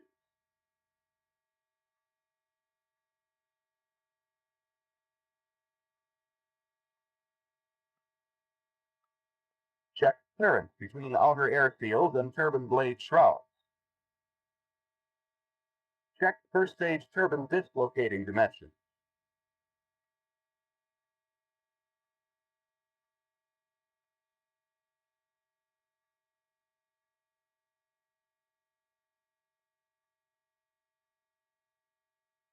The cause of high EGT may have been one major problem isolated at any phase of the investigation, or the accumulation of minor deficiencies requiring several procedures to isolate and correct. Had RPM exceeded data plate limits during initial high EGT troubleshooting trim run, the engine would have to be seal cleaned before proceeding with other checks.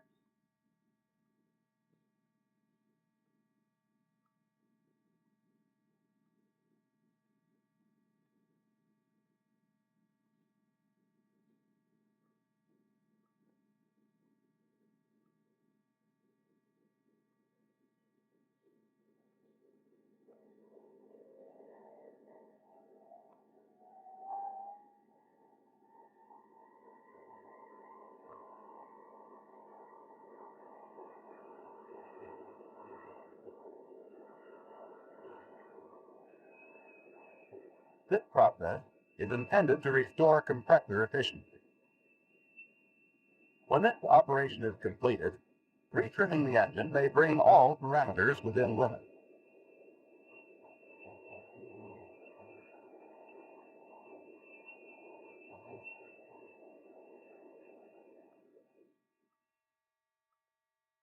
When troubleshooting engine performance deficiencies, it is necessary to consider all three parameters: EGT, RPM, and PT7.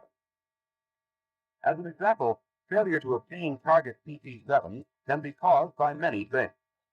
By comparing the relationship to EGT and RPM, many unnecessary troubleshooting steps can be eliminated. For instance, when all three parameters are low, a fuel scheduling deficiency is indicated. First, check for full travel of the power lever to fuel control quadrant. Military position must not be less than 54 degrees. The next step is to remove the fuel control and check the position of the camshaft. With the camshaft cover removed, lever positioned at 11 degrees, and the temperature sense bulb in a 60-degree Fahrenheit vat, measure the distance from the end of camshaft to the cover flange. This reading should coincide with that on the camshaft depth plate. Tolerances and replacement instructions are included in the engine tech manual.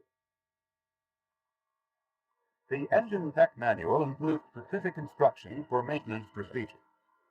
These manuals represent a vast accumulation of knowledge and experience. Through individual ability, initiative, and constant use of the tech manual, proper maintenance and troubleshooting procedures can be achieved. This is the goal of the Improved Maintenance Program.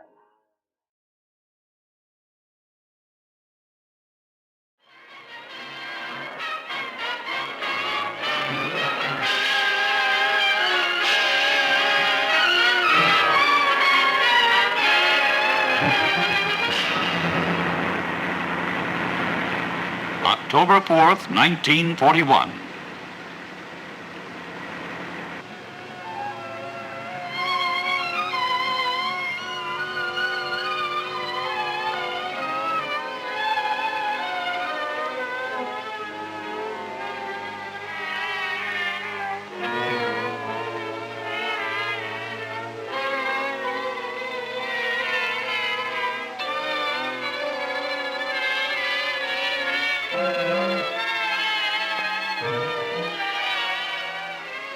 Incredible as it may seem, these crates marked the start of the development of the first jet engine in America. They contained an experimental engine which was flown to the United States from Great Britain under great secrecy in the fall of 1941. This flight was the direct result of a conference in the Washington office of General Arnold a few weeks earlier. Here was the actual beginning of the jet story in America. Gentlemen, I give you the Whittle engine. Consult all you wish. Arrive at any decision you please, just as long as General Electric accepts a contract to build 15 of them. These were the plans of the first turbojet engine that had been successfully produced by any of the Allies. They were the results of a long, hard struggle by England's group captain, Frank Whittle. He had worked toward jet propulsion in the face of many difficulties, and he had succeeded.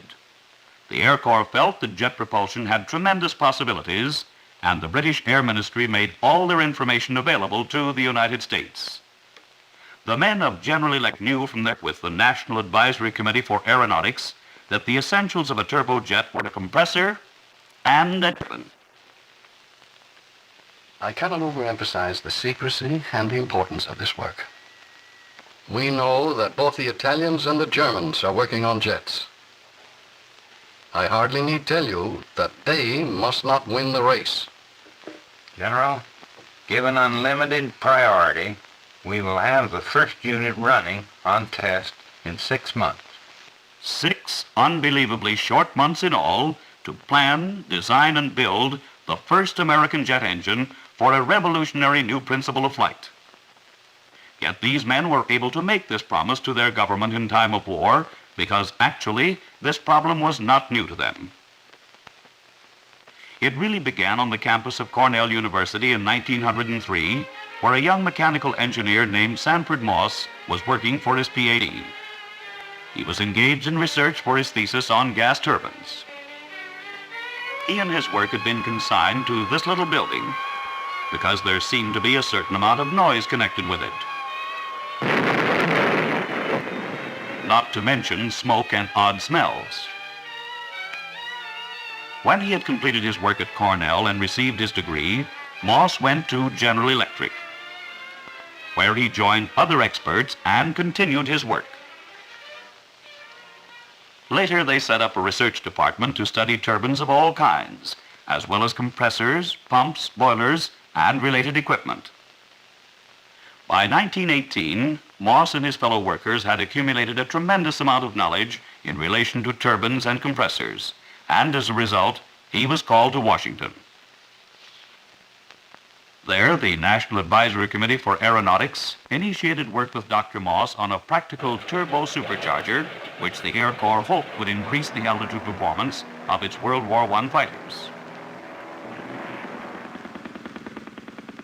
A gasoline engine runs on a mixture of air and fuel which burns in a cylinder.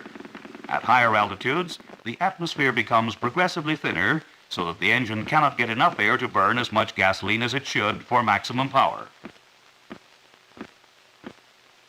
The turbo supercharger simply adds a compressor to the engine, which packs or charges the thin air into the cylinders. This allows the engine to burn more fuel and deliver full power.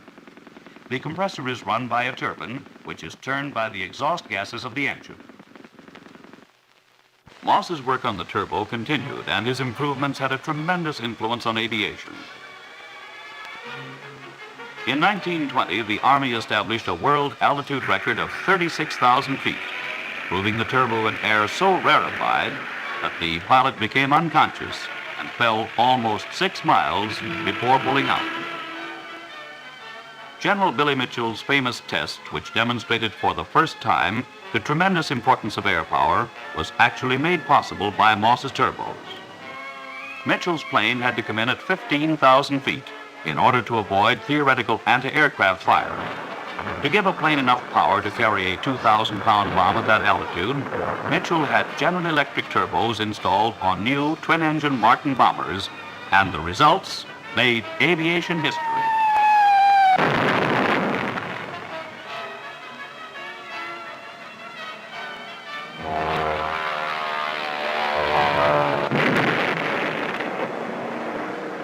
With the beginning of World War II, the Air Force's interest in turbos was greatly intensified. They quickly became standard equipment on such outstanding aircraft as Republic's Thunderbolt, Lockheed's Lightning, Consolidated's Liberator, and old reliable, the Boeing Flying Fortress. The high-altitude daylight strategic bombing operations which destroyed the strength of our enemy in Europe would not have been possible without turbos.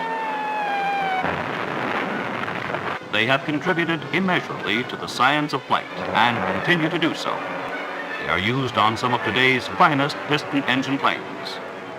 The most formidable weapon the world has ever seen was carried by a turbo supercharged plane.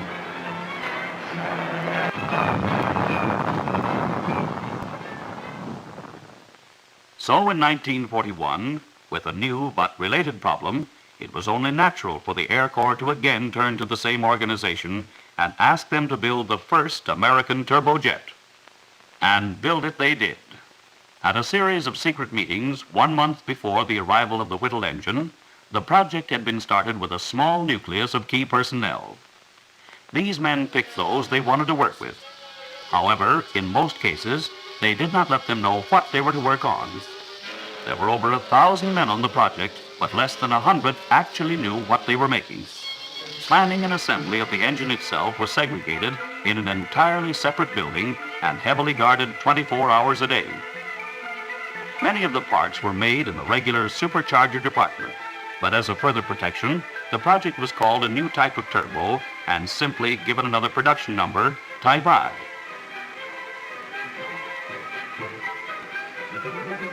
All the vast resources of the company were thrown behind the project. The knowledge gained in years of production and design of giant turbines of every kind. the research laboratory for special metals, the experience gained in the manufacture and operation of thousands of turbo superchargers, and the vast store of knowledge of the consulting laboratories. During the actual design and manufacture under D.F. Warner, these great resources led to the modification and improvement of the Whittle engine. For example, the English had trouble with turbine bucket forgings because of the high temperatures involved, but it was an old story to these men, and their long experience with turbos hastened the solution to this problem. Also, the English impellers had been giving trouble because of cracking, but skilled craftsmen were already making hundreds of thousands of successful impellers for all types of superchargers. American techniques of rotor balancing were very advanced and contributed greatly to smoothness of operation. Yet in spite of the diversity and size of the operation, there was not a single failure in security. Today we realize even more fully than the pioneers the almost incalculable importance of that first American jet engine, the forerunner of the engines that power the military planes of today. Yet those early workers seemed to sense the true value of their work, and it brought them together. There was a wonderful spirit of common purpose, of cooperation between the people who did the work, Britain, our Air Force, and the men of General Electric. In this atmosphere, the engine grew at an unbelievable rate, until at last the first engine, right on schedule, rolled under heavy guard into the test cell. Now they would see the results of 6 months of round-the-clock effort. But they would see much more than that. They would see the birth of the jet engine in America. They would see the first